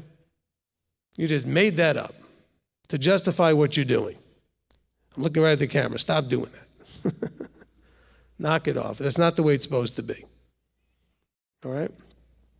Okay, Deirdre. Just piggybacking on what you were just talking about, I think we forget sometimes that, Yahweh can take care of himself, and we think we have to defend him. I've seen the Grand Canyon. He doesn't need any of us. I mean, he doesn't. Okay, amen. Look, a lot of people say, well, I need to defend Yahweh. Yahweh can defend himself very nicely. And he's called people to start setting the record straight and putting out the information like we're doing here. But that's not the same thing as you having to jump in there and troll on Facebook and tell him. Because basically what you trolls do, I'm going to look you right in the eye and tell the truth. You do that to build yourself up so that you look smart and you feel smart and everybody else is supposed to feel stupid. Let's call it what it is. I've watched you do it. You want to show everybody in that little post how smart you are and how dumb they are. Is that really Yeshua-like? Is that what we're supposed to be doing? Posting and attacking people and trying to put them down and embarrass them and make them feel like they're idiots? Because I'll tell you what, one of the last times when I posted, I've told you guys about that story many times, but I posted just a quick answer to somebody because it had been there for a long time. Nobody had answered. I thought it was a simple enough thing.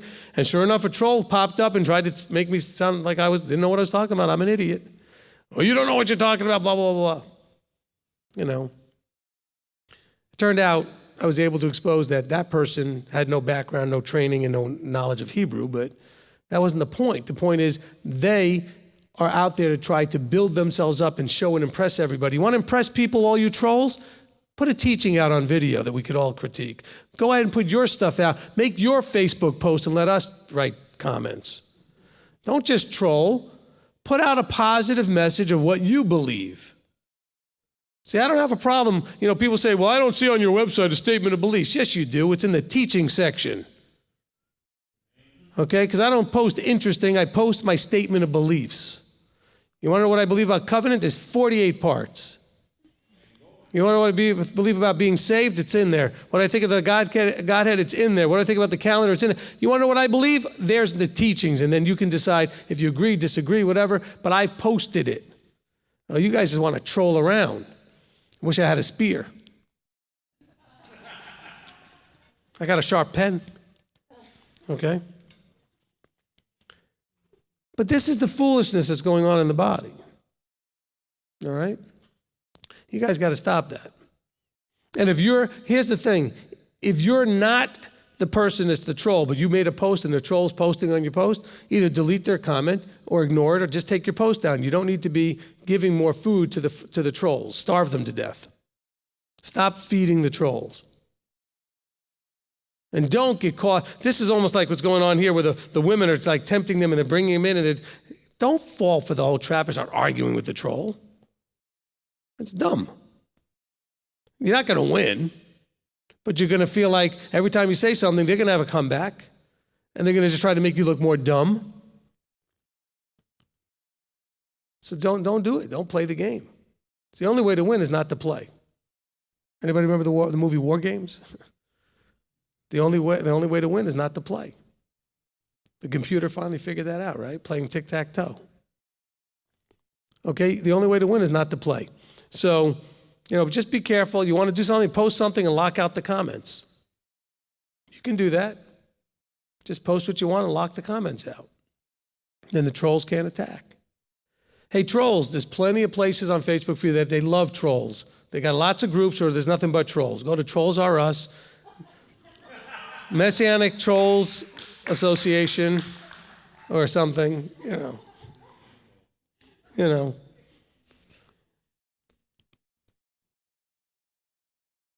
And just go there. I mean, there's places where you guys can all spew your stuff on each other and have a great time. All right? Okay, who's next? Okay, Rabbi Tom. Thank you. Rightly so, you cautioned us against trying to be a Pinchas. But I think there's a couple lessons we can learn from him. Pinchas did step up when no one else did. Yep. He noticed the problem. And I think the lesson that we have here, if we see that something needs to be done, that's not necessarily throwing spears or slashing with swords, anything. It could be taking out the garbage, and no one else will do it. And maybe that's a signal to us to step up to do it, whatever it is. It could be anything within the congregation. And also, I think it shows us that, like King Solomon wrote, there's a time for everything. So there's even a time for harshness, as hard as that may seem. There can be, but it has to be from the person who has the authority. That's right. And responsibility to do that. That's right. Okay? It has to do with the person who has, see, Pinchas had a responsibility. Yes, he did. Okay? And so he stepped up. But it's if you don't have the responsibility, you shouldn't be overstepping your responsibilities and just going into giving harshness when it's not your role. Now, if you see something that needs something, bring it to the attention of the person with the responsibility. That's perfectly appropriate. Amen? Okay, I want to say something, and I'm going to embarrass maybe some of the people on the live stream, because you know what? Some of you on the live stream moved here to be a part of this and everything, and I don't know why you're not here. I'm just calling it out. I'm going to Pinchas. Why? You came out of Egypt. You were all whining and complaining that you're all by yourself where you used to live, and now you're not here. Now, some of you have legitimate reasons not to be here. You had a 40-hour day.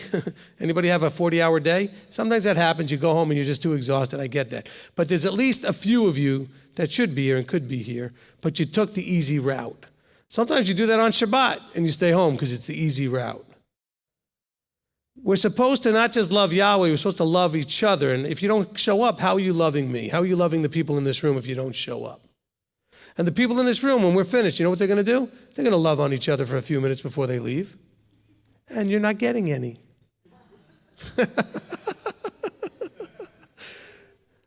I'm just trying to be blunt and honest. I miss you guys. I am missing out that you're not here for hugs and for fellowship and for interaction. And I miss you. So let me say it in a nicer way. I miss you guys. I wish you were here. Okay? Your not being here is depriving all of us here with you. We are deprived by not having you here. Okay? So it's not just a scolding. It's hopefully you now feel, oh, I'm so sad now. Rabbi misses me. Okay. All right, that's as much blue as I can muster. All right, so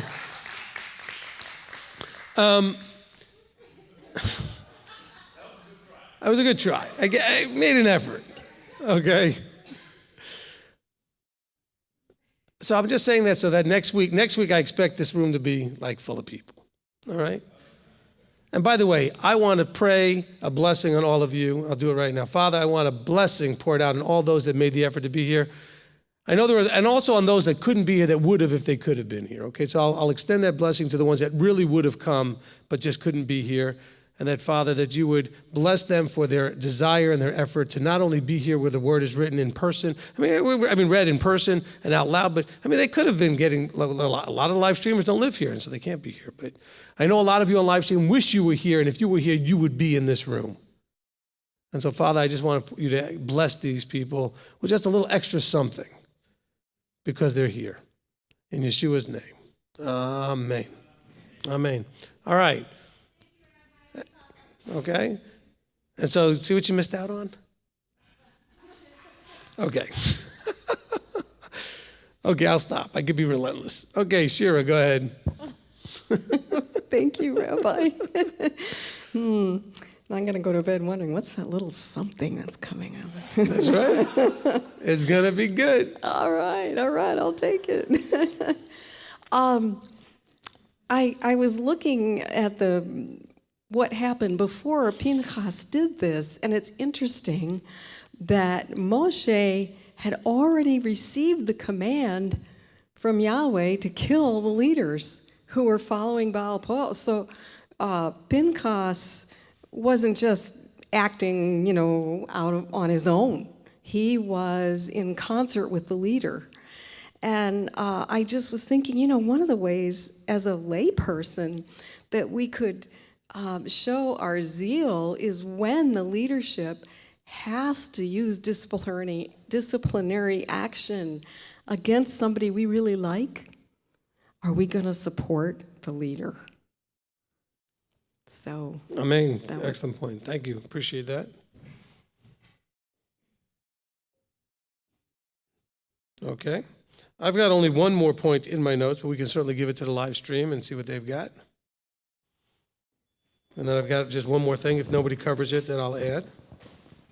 Of course, in 27, just so I'll point this one out, some 27:18, it shows that Yehoshua did have the Spirit. Okay, in 27:18, it says, and Yahweh said to Moshe, take Yehoshua son of Nun with you, a man in whom is the Spirit. Okay, so much for the Spirit only coming after Yeshua died and was resurrected, and we get to Acts chapter 2, which unfortunately is still being taught in Christian circles and churches and assemblies and denominations, that before Yeshua, before Acts 2, nobody had the Spirit. That's just ridiculous. Okay. Ready? Yep, ready. Okay. I have a bunch. Oh, good. Although there are a lot of comments and things too, so it's going to be all over the place. That's okay. Go for it. Awesome. So Steve Waffle Man. Comment, chapter 25. Oh, how easy it is to add to our lives that which is not righteousness in Yahweh's eyes in our complacency. Amen. Robert Wyatt, be careful about wanting the role of leadership, 25:4. Was this the 70 assigned leaders or a different group of leaders? First question. And second was, were they killed first or hung up alive? Okay, it doesn't say that part as far as the killed first, hung up alive, but it does say that take all the leaders of the people. So I'm not sure that I would say that this is not likely the leaders that were assigned by Moses, but these are the ones that the people's leaders, the people they looked up to as leaders. Okay, the leaders of the people. Okay. Robert double dipping again. 25:6. Did the Midianites dwell in the land with the Moabites, or was the Midianite woman from somewhere else? Question 2, wasn't Yithro a Midianite? Yes. Okay. I don't know enough details about all this. It does seem like the women were right there when it talks about whoring with the daughters of Moab. I'm not really good on genealogies to know which genealogy things come out of, but yes, Yithro was from over there. But you got to remember, all of these people go back to, you know where the Moabites came from, right? Okay, they came through that from Lot's daughters. Okay, so, these all trace back to, they're not just like peoples you've never heard of. They trace back to, Lot even, okay? So there is some sort of descendancy sort of factor in here where they're descendants and they're mixed in there. But the Midianites, these are Midianites that were apparently part of the Moabite situation and got mixed in. Okay? Comment from Aaron Murray. If we did not serve a God that loves us, he would not have told us how to please him. The detailed instructions for the offerings are a good example of his love for us. Question from Amy. Wait, hold on. First of all, I want to be praising Yah that Aaron Murray is doing well enough to be on our Torah study tonight. That's right. Aaron is on our Marco Polo and does suffer from certain ailments that really have him not able to participate in a lot of things. So glad to have you on, Aaron. Aaron, great job, awesome. And also, let me just say this about the sacrifices. Did you notice or not that in 25, 9, and 10, it makes it clear that there were sacrifices on Shabbat. So for people who say, well, I think it's wrong that we move tables around on Shabbat, for the oneg. Move tables? How about bringing animals and slaughtering them and offering them up? Okay? That was part of what they would. Now, we're not talking about going to your job. It's just that it's not about effort.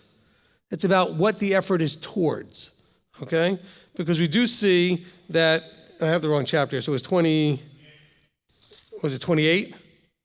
9 and 10, yeah, 28, 9, and 10. Okay, I wrote the wrong chapter. But in 28:9 it says, and on the Sabbath, 2 lambs and a year old, perfect ones, 2, and all this other.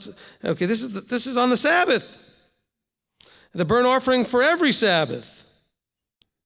So we should know that people, because we've had this happen. When we had the congregation in Knoxville, a person came up to us. This is a person, of course, who never lifted a table, but said, well, I think we're doing way too much work on Shabbat setting up an oneg, the meal that we do after services. And I looked at them like, well, then don't eat, go home. See, I was the same back then, only worse, okay? And my wife's laughing because she knows it's probably what I said, okay? I don't understand where people are at. They don't read the scripture to understand that when you're doing something related to what Yahweh says to do, it may be an effort involved. There may be some sort of effort involved, all right? Look, they packed up everything and left Egypt on a holy day. It's the first day of unleavened bread. Okay? That's what they did. Seems like that might be a little bit of effort. How many days did they go around Jericho? 7. Wait a minute, that must have included a Shabbat. I don't know how you go through 7 days and don't have a Shabbat. So they marched around the city? Well, yeah, because it's what Yahweh told them to do. Okay? And now don't you tell me well, Yahweh told me I need to go do this thing with my spouse or this. No. Yahweh told the leadership and the whole people did it. Yahweh didn't tell individuals to march around the city. Okay, so let's just understand those things. Okay, continue. I'm trying to catch up here. Okay. From Amy, would attending a funeral with a Catholic mass be joining with Baal Peor? ? No, but it'd be very uncomfortable.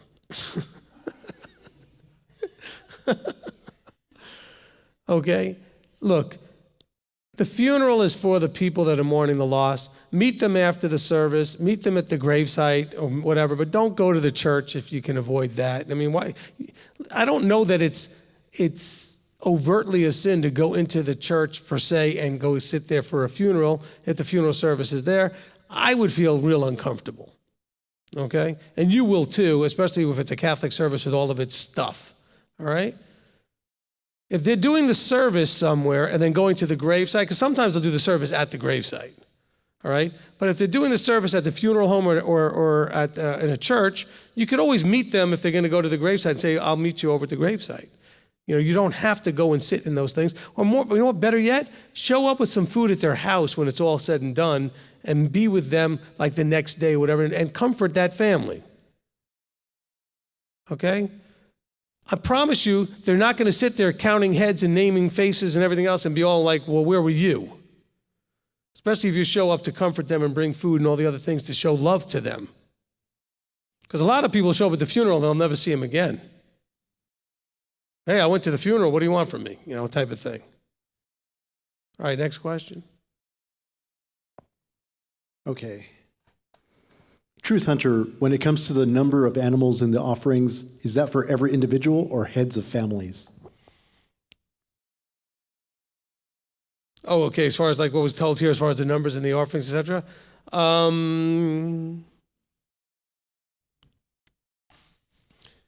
It's probably per family, And then, again, this is one of those things that's not relevant today. We don't have the priesthood nor the temple. So my prayer would be that when we do have a temple and a priesthood, they'll tell us exactly what we're supposed to do. Okay?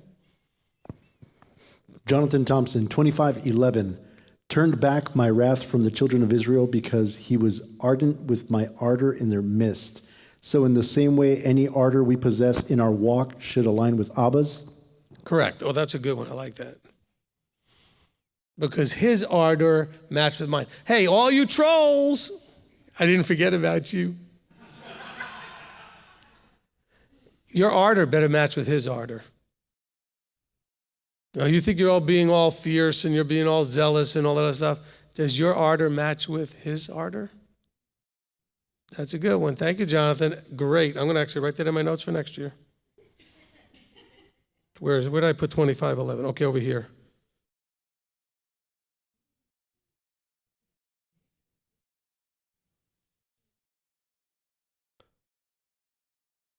Okay, good. Thank you, Jonathan. That was great.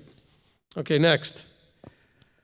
Greg Wallen, were there two groups of people, the ones who hoard, 25:1, and the congregation of the children of Israel who were weeping at the door of the tent, 25:6? Maybe the plague hit the first group?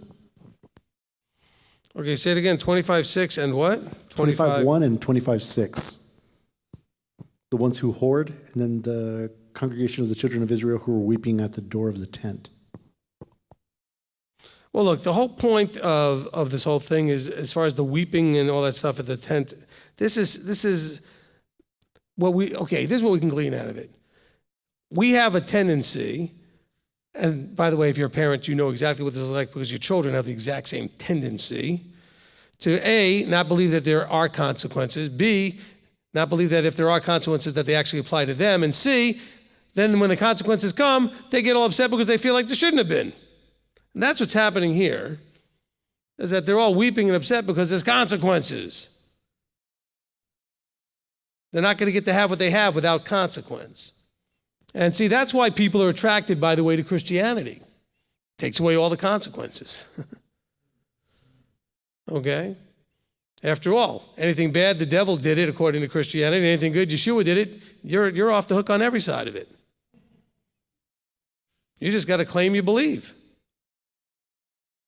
All right, what's next? Lee would like to know, what would be strange fire to Yahweh, 26:61. 26:61. Oh, when it says Nadab and Abihu died when they brought strange fire. Okay, if you listen to the teaching we did when we covered those chapters, Nadab and Abihu brought unauthorized fire. Okay, by strange meaning it was strange. Okay, you know, if there's a protocol and you deviate from the protocol, those who expect the protocol are going to find what you're doing strange because it's not supposed to be there. Okay, and so you know if you're showing up, for example, to a wedding and you're wearing like beach clothes, that would seem strange and inappropriate. We might even say that about Shabbat services, if you show up dressed like you're ready to go to the beach, okay? Because Messianics love to dress super casual for whatever reason. But that's not the point. The point is, if you look at when that happened, the Nadab and Abihu thing, you see that Moses and Aaron had just done the exact same thing, basically, and the fire from heaven came and consumed the offering and everything else. And then Nadab and Abihu, they go and do something they shouldn't do, which was unauthorized, and then they get zapped for it. They get in big trouble for it. Well, because he didn't authorize them to do it. Moses and Aaron did what they were told to do. Okay, so strange fire means don't you take it upon yourself to do something that wasn't authorized. And by the way, that's one of the sections in the book of Numbers where that piece comes up, where we see, hold on. Let me just find the right place here where I want to quote it to you here.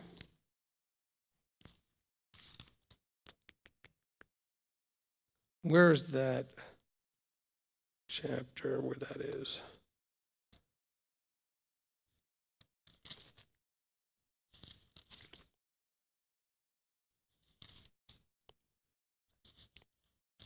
Why can't I find it?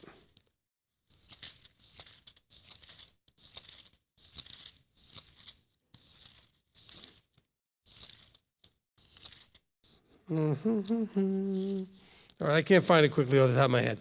Okay, but what you see is that you're dealing with the problem of that they did something unauthorized. Okay, next question. Now that I just lulled everybody to sleep with my looking for a verse. And you're all wondering, okay? Another one from Jonathan Thompson, 25:13. What teaching teaches us to be ardent for our Elohim?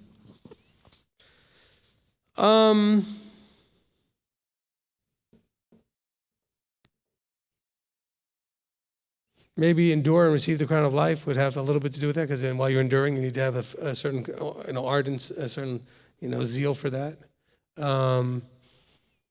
Rejoice, maybe. I don't know. I don't have a teaching that really covers that. I was thinking heart of the matter too. Heart of the matter for sure. But that's, that's a short one anyway, 64 parts, That could work. That might could work, as they say. All right, Harold and Betty Olson from Betty. In chapter 27, verse 18 through 21, Yahweh told Moshe that Yehoshua was to take over when Moshe dies. Does that make Yehoshua a Melchizedekian priest? Yes, I would say that he got the anointing and appointing from Moses. He was the king of the group, essentially, in the leadership role, and he was in the Melchizedekian, also kind of the one that would then anoint and appoint other people. I would agree. What? All right, from LaDonna Marie, how do we draw without being drawn in? How do we do what? How do we draw people without being drawn in? You don't. It's not your job. You need to remember, I've taught that over and over and over again. It's not our job to do any drawing. What are we told by Yeshua? None comes unless the Father draws. So if the Father does the drawing, then it's not our job. Okay, so we are not, so you're still thinking Christianese. Okay, what I was looking for was actually from Leviticus 10. Is where Nadab and Abihu. But the problem is that the verse from chapter 9 into chapter 10 should not have that chapter break. It screws up the whole thinking. It messes our flow. Okay? But anyway, just for the reference that I was looking for, I knew it was on the left column, top of the page, right page, whatever. All right. But for that person that's talking about it, okay, read the question again. How do we draw people in without being drawn in? Okay, see, you're thinking Christianese thought. You're thinking Christian teaching. Because Christianity told you had a responsibility. It was your job, and if you didn't do it, people were going to burn in hell because you didn't go tell them. Right? And a lot of you felt really beat up and guilty, like you weren't doing enough. I've had people tell me they had friends that actually ended up suicidal because of it. They just felt like people were going to be doomed because they didn't do a job. That is not your job. None comes unless the Father draws. Listen to Do You Know the Father and the Son? In the first part or two or three, it talks about they do the choosing, they do the opening of the eyes, they do the opening of the ears, they reveal themselves. Your job is to do what? Learn this stuff so that if somebody is drawn to you, you have a response. You have an answer. You have a way. And by the way, your best response initially is to point them to the teaching, because you're not prepared yet. Remember, the teachings are designed to teach you 4 levels of understanding. You understand the material, number 1, so that you can do it, number 2, so you can defend it, number 3, and then at the 4th level, you can teach it. But you're going to have to really study the teachings in order to get to that level. And I'm not just talking about my teaching. I mean, if you want to follow some other teacher, that's fine. But if you want to be able to answer people's questions, you better know the subject matter well enough that you understand it, you can do it, you can defend it, and you can teach it. If you don't, there's a bigger fear that you should have. Don't worry about how do we draw them in. How do we not mess them up when they get drawn in? Because you're going to be responsible for teaching them wrong if you just spew out something you learned for 5 minutes and you only kind of half know. Okay?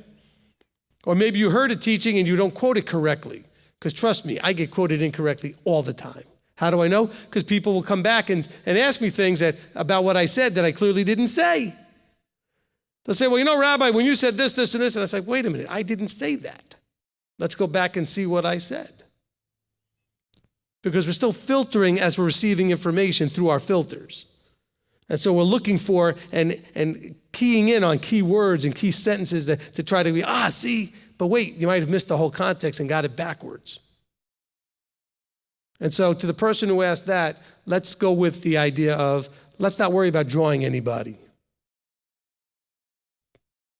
Okay, most of you found, you know what, a lot of you found, you know how you got drawn? You found me on a sidebar in a YouTube video. So who drew you? He did. Okay? Okay, so it's not like, how do we draw? See, that's a Christianese thought. Like somehow it depends on us. It doesn't depend on us. He doesn't need you. He's given you a blessed opportunity to be useful, but not in the way Christianity taught you. You know what your number one job is? And this will keep you busy all day and all night, figuring out how to walk this out and being an example. Do that. That'll keep you way busier than you could ever be trying to worry about drawing anybody. He's trying to draw you. Are you, just because you think you got it, have you really listened? Are you really been drawn? Are you paying attention? Are you doing the things you need to do? Have you figured out Deuteronomy 10:12? Hey, we haven't mentioned that in a while. That is our mandate. And Moses said, and now Israel, what is Yahweh asking of you? But to fear him, to walk in all his ways, to love him, to serve him. Are you doing all that? Get that work done, and maybe he'll draw some people to you because you might be ready at that point. Don't worry about it now. Some of you out there already have Facebook pages that we're all filled with all of this stuff, and you all have little pretty pictures and Pinteresty type stuff that you post with all kinds of comments as if you're an expert now, and you've got blogs that you've already started because you've been doing this for 5 minutes, and you got a YouTube channel because you've been doing this for 5 minutes. You know, all of you guys need to just shut up. I'm sorry. You're just going to hurt you. I mean, this is for your own benefit. Don't take it wrong. Not because I'm picking on you. You're going to embarrass yourself, and you're going to be responsible and held responsible for teaching people what you only partially know. So you just need to stop. Okay? You know, I'm going to quote from, I don't know if it's a good movie or a bad movie, but the original movie called Oh God with George Burns. At one point, John Denver's character says to him, well, what about this big televangelist and everything, blah, blah, blah. He says, tell him I'd like him to just shut up. That's what he said. I tell him I wish he would just stop talking. Why? Because he didn't know what he was talking about. I'm sorry, but if you've been doing this just for a little while and you just recently came out of Christianity, you are not qualified, and you certainly don't want the burden of responsibility of being wrong. I mean, Julie and I have a joke. My wife and I have a joke where somebody's brand new and I meet them. I've said this sometimes. I say, hey, and how long have you been walking this out? Oh, about 3 years. Oh, you must have like 2 blogs and 3 websites and a YouTube channel, right? Because that's how silly it is. Because you're so excited. I get that. That's your ardor. You're excited and you want to share all this stuff. But you know what? Why don't you wait till you actually learn it? Oh, but I understand it. No, you don't. Okay, I've been doing this longer than almost all of you, if not all of you, and I'm learning every day. If you don't understand everything I've put out, you certainly don't know everything. You're not ready. You got to learn stuff before you teach stuff. Not just know a little bit of information. See, a lot of you have some new information you're excited about. That's great. I'm glad you're excited about it. You know what you need to do with it? Use it. Apply it. Figure it out. Don't be so quick to share it. How about do it? And then let your light so shine before men. Let them see you walking this out. Let them see Yeshua in you. Because I promise you, some of you have been doing this for 3 years and 4 years and 5 years. This year, even this year, in the next 12 months, you'll realize something that you already were doing all this time wasn't exactly right, even though you thought you made the right adjustments. And next year, you'll learn some more. And the next year, you'll learn some more. You're just like a kid who's starting to learn, and you know what? Look, I have teenagers now, and you know what I have to do when I argue with my teenagers? I have to look them in the eye and say, you don't know yet what you don't know. Some of you didn't come to this until you were in your 30s, 40s, 50s, or 60s, and guess what? You came to realize, wow, I didn't realize what I didn't know. Do you want to make that same mistake? Because some of you made that mistake, were all embarrassed about it, upset about it, and felt deceived and everything, and got angry with the church system and all what. But you're making the same mistake if you're running around shooting off your mouth about the stuff you only know a little bit about. You are. So please, for your sake, because I care about you, stop doing that. Because it says in the scripture, in the word, that there's a double judgment on the teacher. That you are going to be held accountable if anybody listens to you. That's why there's questions I don't answer. I only answer things that I'm willing to be responsible for. Because I understand that verse very well. Okay, next question. Boy, this is going to just go all over. Rabbi just told everybody with blogs and websites to shut up. Who does he think he is? Just a reminder to everybody online. Wait, let me just say one. It doesn't matter who I think I am. What matters is whether or not he thinks I'm something. And you need to figure that out. Okay? It has nothing to do with who I think I am. I said it because I'm concerned for you. So don't take it the wrong way. I don't want you to get in trouble. All right, now go ahead. I just wanted to remind everybody online to keep the comments focused on tonight's discussion, and the only people that should be addressing anybody is the admin or leadership. There's just sidebars going on online. Okay. Let me say this, okay? If you walk into Walmart, Target, a store, it probably would be considered impolite, rude, and you get thrown out if you set up a table and started selling things in their store. Okay? Or if you set up a table and started redirecting somebody to your people to your store. So please don't come to our Torah study and start holding yourself up in some sort of authority position and teaching or whatever, redirecting people, because that's just rude. Okay, you're welcome to be here as a guest. You're welcome to be here and participate as a guest, but be respectful of the place. Did I use a good example? Did that make sense? Okay? You would not do that. Go ahead. All right. Arzu, Ziegler, what to do if there's no leadership? I'm in Wellington, New Zealand. There is one Messianic synagogue. I went there twice so far, but don't get the meat, just watered down milk. Okay, you're in New Zealand? Yeah, Wellington, New Zealand. In Wellington. Okay. I'm familiar. I was actually in Wellington not too long ago. There's two things that you can do. Okay? And this is, I'll look this way. Marty, stand right there. I'll talk to you, and then I'm talking to the camera. All right. There's two things that you could do.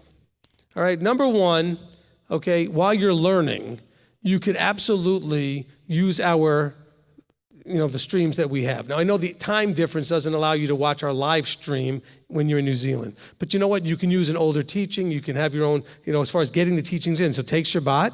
Don't go to the service we used to go where you're getting nothing. Okay? But watch the streams. Watch some of the older teachings, and then you'll be able to get that. Now, the second thing that you could do is if you get to the point where you feel like there are others that feel the same way you do, then you can start a group. And if you start a group, you can contact me, and I'll help you to establish that group. Okay, those are the two things you could do. And by the way, I have no problem with going to New Zealand again. I enjoyed it very much. You could always buy me a ticket. I'm willing to take the 23 hours in a plane for that.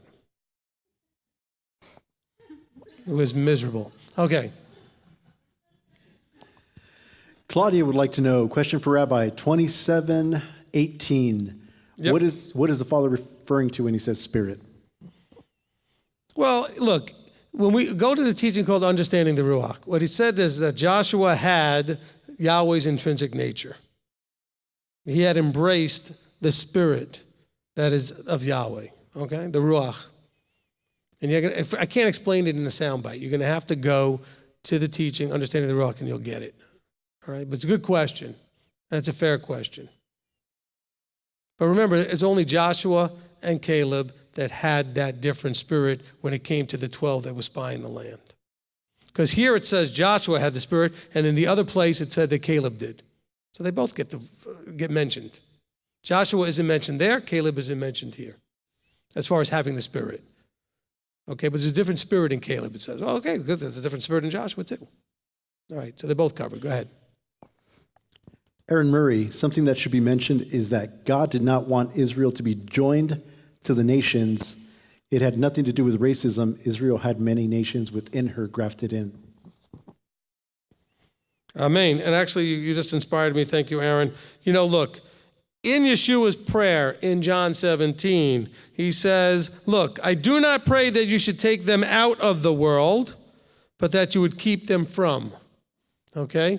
So they're not supposed to be taken out of, but that they can instead be lights in.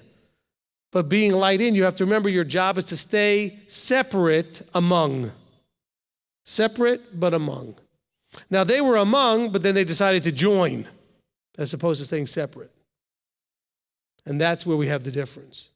Okay? Thank you, Aaron. Next one. Mark Oswald, question, is there a correlation relationship between the liturgies and prayers we offer corporately on Shabbat, Rosh Chodesh, Moedim, and the offerings laid out in chapter 28? No.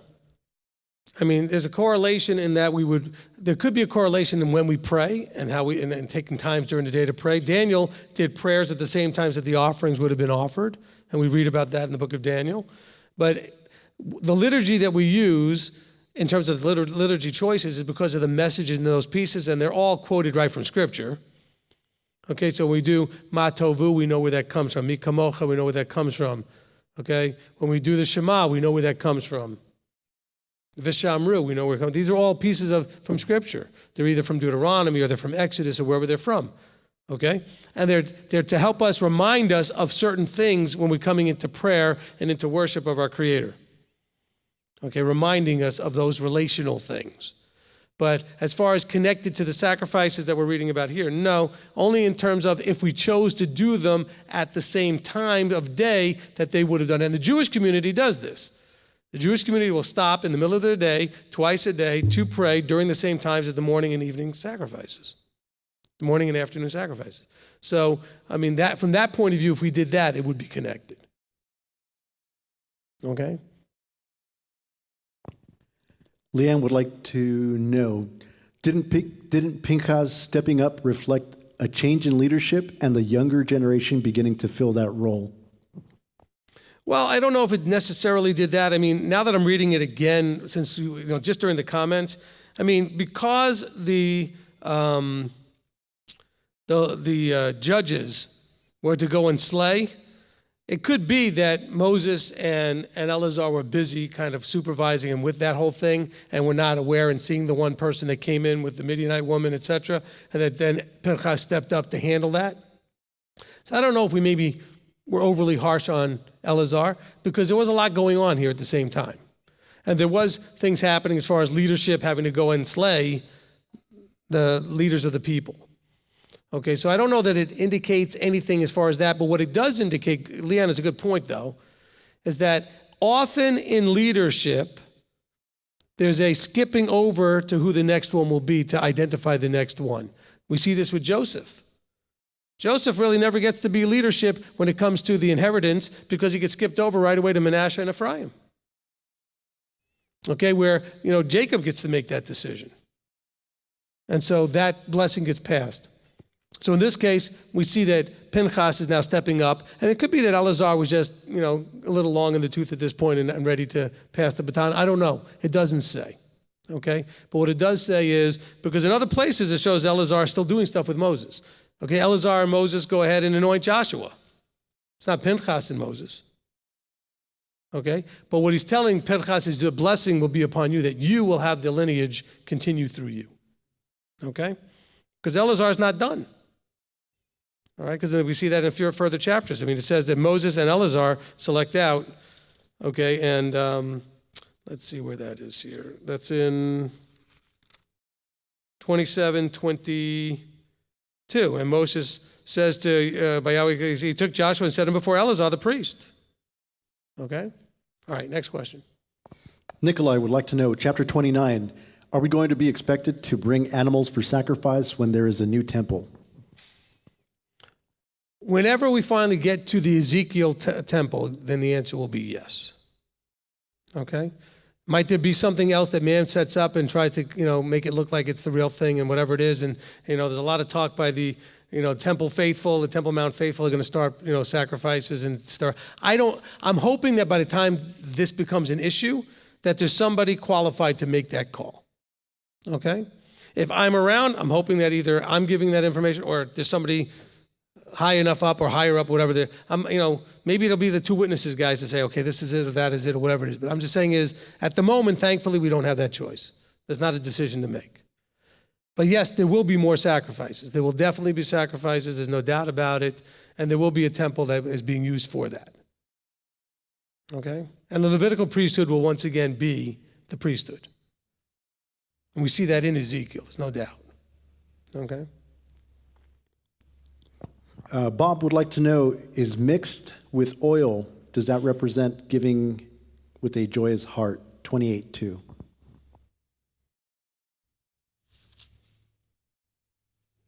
I'm not sure enough of the verses that may try to link those two concepts together, so I would say I have no idea if there's actually enough other verses that talks about the idea of mixing with oil and linking that to the idea of joyous heart. So not a study I've done. Next question. Comment from Raymond Ramlow. Always thought it was weird for Christians to teach that the Ruach wasn't given until Acts 2. It's not just the Tanakh they're not reading. Luke 2:25, and see, there was a man in Jerusalem whose name was Shimon, and this man was righteous and dedicated, looking for the comforting of Israel, and the set-apart spirit was upon him. There you go. Love it. Thank you, Raymond. Good point. Olivier, 27:3 through 9. I have heard this section being called as the beginning of women's rights. Would you tell us your thoughts on this comment? And that was the one other comment I had. Okay. I was wondering if anybody's going to get to the one other item. Okay, so the daughters of Zelophehad, easy name to pronounce. All right, so it's not the beginning of women's rights. This was about inheritance. This was about the land. This was about, look, there's a lot of things that are going on that come up in the discussions to make sure that people, there's actually a discussion about not marrying and taking away the inheritance. Because one clan with the right sons can go and marry the right daughters and end up taking all the land around. Next thing you know, you have one dominating everybody. Okay? So it wasn't so much about women's rights. It was about preserving the inheritance of their father, who had died and there was nobody to get the inheritance. Preserving the name. So no, it has nothing to do with women's rights. But what it does better, it give you an example of, I'll talk to Marty again. So it does give you a better example of is this. This leads us into eventually Deuteronomy 17. Because if you notice, the inheritance verses are there first. Yahweh is instructing Moses about them and says nothing about this, but then when Moses brings it to him, he says, yeah, that's great. They speak well. Because I think that he's trying to teach us that, yes, things will come up that I have not explicitly laid out. And people are to do what these ladies did. They went to the leader. The leader then seeks my guidance and then makes a decision. This is the framework of Deuteronomy 17. Because it's very interesting, because literally right before this, Yahweh is given instruction directly from, Moses is getting instruction directly from Yahweh on what to do with inheritance. He could have said, and by the way, if there's no son, then the daughters would get it. He could have, all the things that he says afterwards, he could have said already in advance. Why not? Because I think he wants us to see a pattern of behavior that's a protocol that we should be implementing. We see something that's going on that seems unfair or doesn't seem to be addressed. Really, it wasn't so much just unfair, but it's not addressed by what Moses said. Moses gave them the instruction. The lady's like, oh, hold on, excuse me. What you just said doesn't cover this. Somehow we get left out in all of this. What are we going to do now? Moses says, that's a good question. Let me bring it before Yahweh. So leaders need to take that approach and say, let me bring it before Yahweh. Don't just come off the top of your head and just make stuff up. And so Deuteronomy 17 says what? When an issue comes up that you don't know what to do with, I'm paraphrasing, you go to the leadership and let the leadership tell you what to do. Because there's going to be things that look, the Bible's a reasonably big book, but it's not big enough to cover every possible scenario. It just doesn't. It has frameworks for everything. I mean, there's almost nothing that happens that you can't find a framework in here to cover to some degree. But there's so many things that could come up that are just not addressed explicitly, directly. So hopefully we can all see, and that's what I wrote in my notes, that the daughter's issue is about, for today, about seeing how it's a process and protocol pointing us in the direction of Deuteronomy 17. Okay, next question.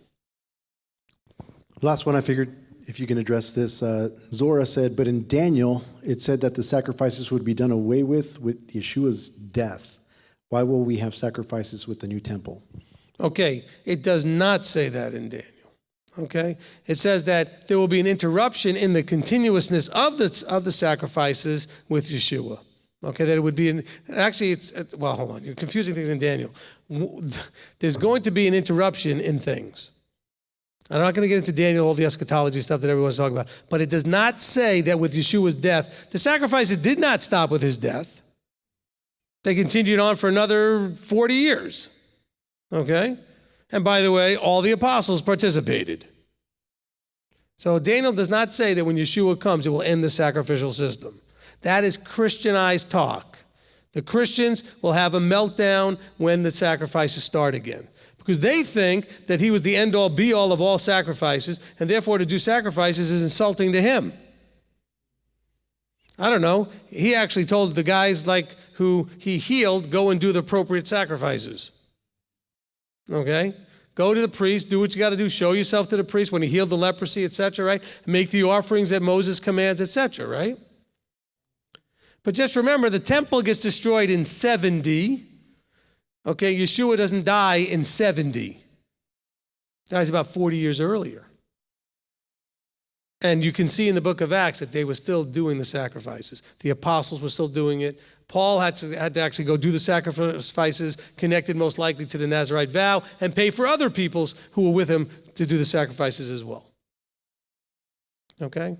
So, but that's, in our Christianese sort of thing, we want to believe that the sacrifice, because you don't want to have to do all this bloody sacrificing thing. And so you'd like to think it was just done away with. No, sacrificing and the system in the temple was not done away with because Yeshua died. It was taken away because the Romans came in and destroyed it all. All right? That was the last one? Okay, good. All right. But look, let me say this, and again, this is not an attack on the person who just asked the last question. I want to use you as an example. You are part of the reason I made the comment about the people that are 2 or 3 years, 5 years, whatever it is, and they haven't yet learned what they don't know what they don't know. You haven't realized, I'm going to take it to another side of it. It's not just you don't know what you don't know, you have no idea how much you're still influenced by the Christian system, the Christian mindset, Christianity's systematic way of looking at everything. So yes, you may have stopped eating pork and shellfish, whatever. Yes, you may have gone from Sunday to Saturday. Yes, you may have stopped doing Christmas and Easter and now keeping the feast. Yeah, great, you did all of those things. But you're still thinking positionally, doctrinally, in your understanding, like a Baptist or a Methodist or a Catholic or whatever it is. It doesn't matter, whatever your denominational thing is. And that's why you're still asking these types of questions, because you're still filtering it through what they taught you your whole life. And a lot of that stuff is just not scripturally correct. And you don't know yet. It doesn't take long to figure out these basic halachic things like the walk. Okay, right away, a lot of you, the first thing you figured out that the Sabbath wasn't on Sunday. Some of you, the first thing you figured out is that Christmas wasn't actually about what happened in the Bible, it was pagan. Whatever, those are simple enough things. That doesn't mean it didn't cause an uproar in your house, but they're simple enough things to do. But changing the way you think about grace, salvation, what our role is about whether or not we got to go draw people. These are all Christian ways of seeing it that are not scripturally correct. Those things are much harder to let go of. And so it's going to take a while for you to unlearn all that. The mechanical things are quick. Okay, you can move from Sunday to Saturday, that's quick enough. You can stop putting up a tree and all this, Christmas, that's easy. These are all easy enough things to do. Thinking differently, that's not so easy. And so I want to encourage you to accept that reality and be patient as you learn before you feel like you have to go set the world on fire and just share all the stuff you got excited about. Better you should steer the people to a teacher. Let the teacher do the teaching. You're all excited about what I'm doing? Fine, send them all to the teachings. They're free. I have absolutely no negative, guilty, whatever thought. I have no hesitation to absolutely just over the top position teachings, because I don't get anything from the teaching. We don't sell them. As a matter of fact, Manny came to me today with a question, and you know what I told him? I told him what teaching to tell, because he gets the questions now. He gets a lot of things through the social media, and people ask questions. You know what I tell him a lot of times? Here's the teaching. Tell him to go to that one. I don't even answer a lot of questions. I point them to the teaching. Why? Because if I answer you in 2 minutes, you may glean something I didn't actually mean out of it without the thoroughness of what a 3-hour teaching might do or a 12-hour teaching might do to answer your question. So I won't even do that. I'll refer you to the teaching if you ask me questions and say, look, if after you listen to it you have questions, sir, sure, call. That's not a problem. But I'm not going to answer the question with a short answer either. I've done that in these studies. You've heard me do it on Shabbat. I'm going to point you to the teaching. So if you're all excited about the stuff, don't feel a pride and ego that you have to be the one giving the answer, because that makes you feel all big and special and everything else. Point them to the teaching. Let the teaching do all the heavy lifting and the work. And by the way, if you do that, you own nothing. If they start to do it, it's because they listen to the teaching, and the teaching convinced them, not you. Okay? You're off the hook. That's a safer place to be. All right? I'm just telling you that some of you out there just don't understand the correct mindset that a teacher should have, that hopefully I have, which is to take with fear and trembling the understanding that every time I open my mouth, I'm responsible for what people do with it. I shouldn't say that. They may do all kinds of things, but I'm responsible if they do what I said. In other words, I taught something and they took what I said and they actually acted upon it exactly, then I'm responsible for that because I'm the one that told them to do it or not do it, whatever it was. You have to take that just as seriously.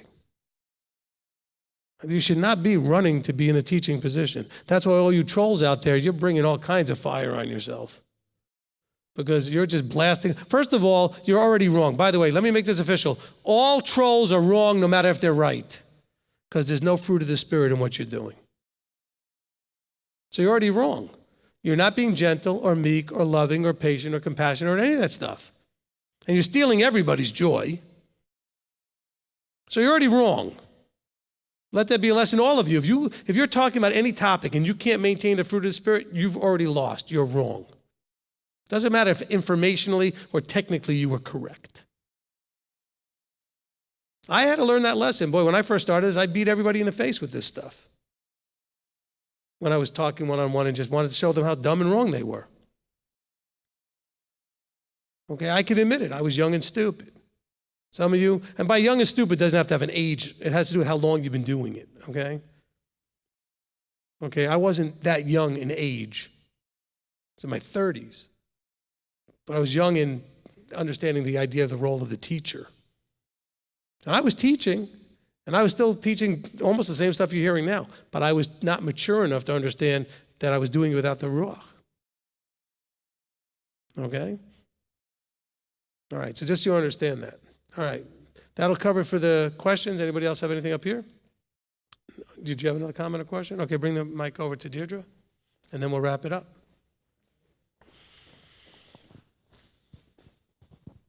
I have one comment and one question. I'll do the question first.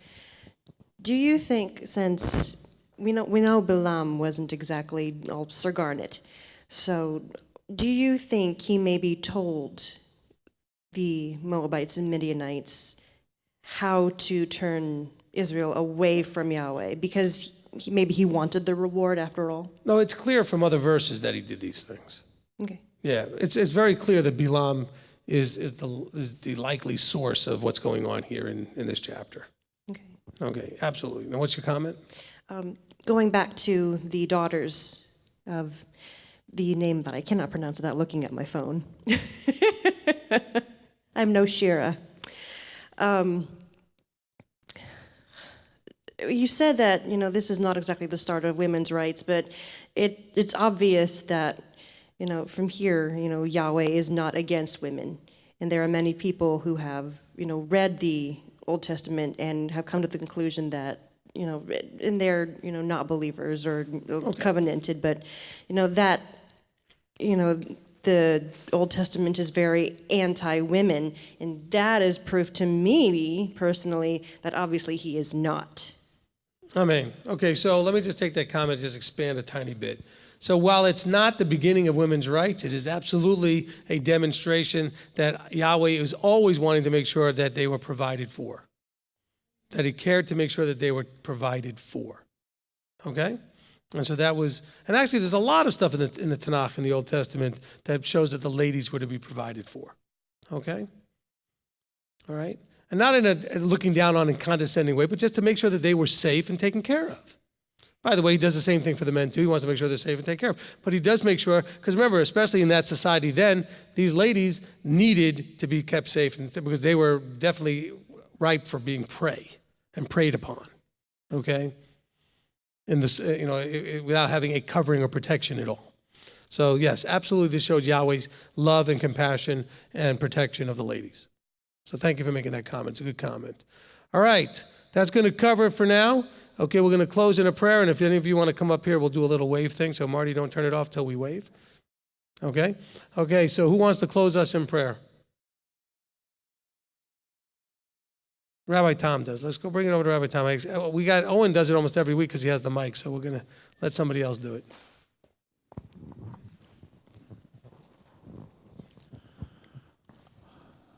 Avinu Malkeinu, Abba Yahweh. First of all, Father, we thank you and praise you and bless you for another opportunity to get together, for another opportunity to study your Torah and learn the right way, to learn more of your ways so that we may serve you better. Father, our goal is to be in your kingdom and to live with one another and with you forever. Father, we thank you for all the opportunities and all the blessings that you've given us. We thank you for Rabbi Steve, for being a good leader and teacher and shepherd and guiding us in the way we should go. Father, we thank you. We ask you to give us all open minds and open hearts to receive your word. And we thank you for every opportunity. We thank you for the greatest gift of all, Yeshua, our Messiah, the living word, the living Torah. And it's in his name that we ask you to hear and accept this prayer. And bless all who were here this evening, either here in person or online. Amen. Amen. Amen. Okay, guys want to come up and anybody wants to come up and let's wave a little bit? And by the way, for all of you who are living here locally that are not here, we're having a party afterwards. And no, you can't hurry up and drive and be here. It's only for the people that are here. Okay? And all kinds of special hugs and we're just going to bring everybody in. Okay? And for those of you on the live stream, I do apologize. I will learn to not hold back and actually say what I really feel in the future. I'm working on that, overcoming my shyness. Okay, we all up here pretty much? Okay, wait, Manny's coming up. Get in here. Okay. All right, so we'll basically, listen, the way we're going to do this, we're going to say Shavua Tov, and then we're going to tell them we love them. Okay, ready? On three. Well, wait. Marty said wait, because he has to mute the mic. Okay, on three. 1, 2, 3. Shavua Tov! We love you! We're going to have a party now! Have a party. Special hugs, special hugs.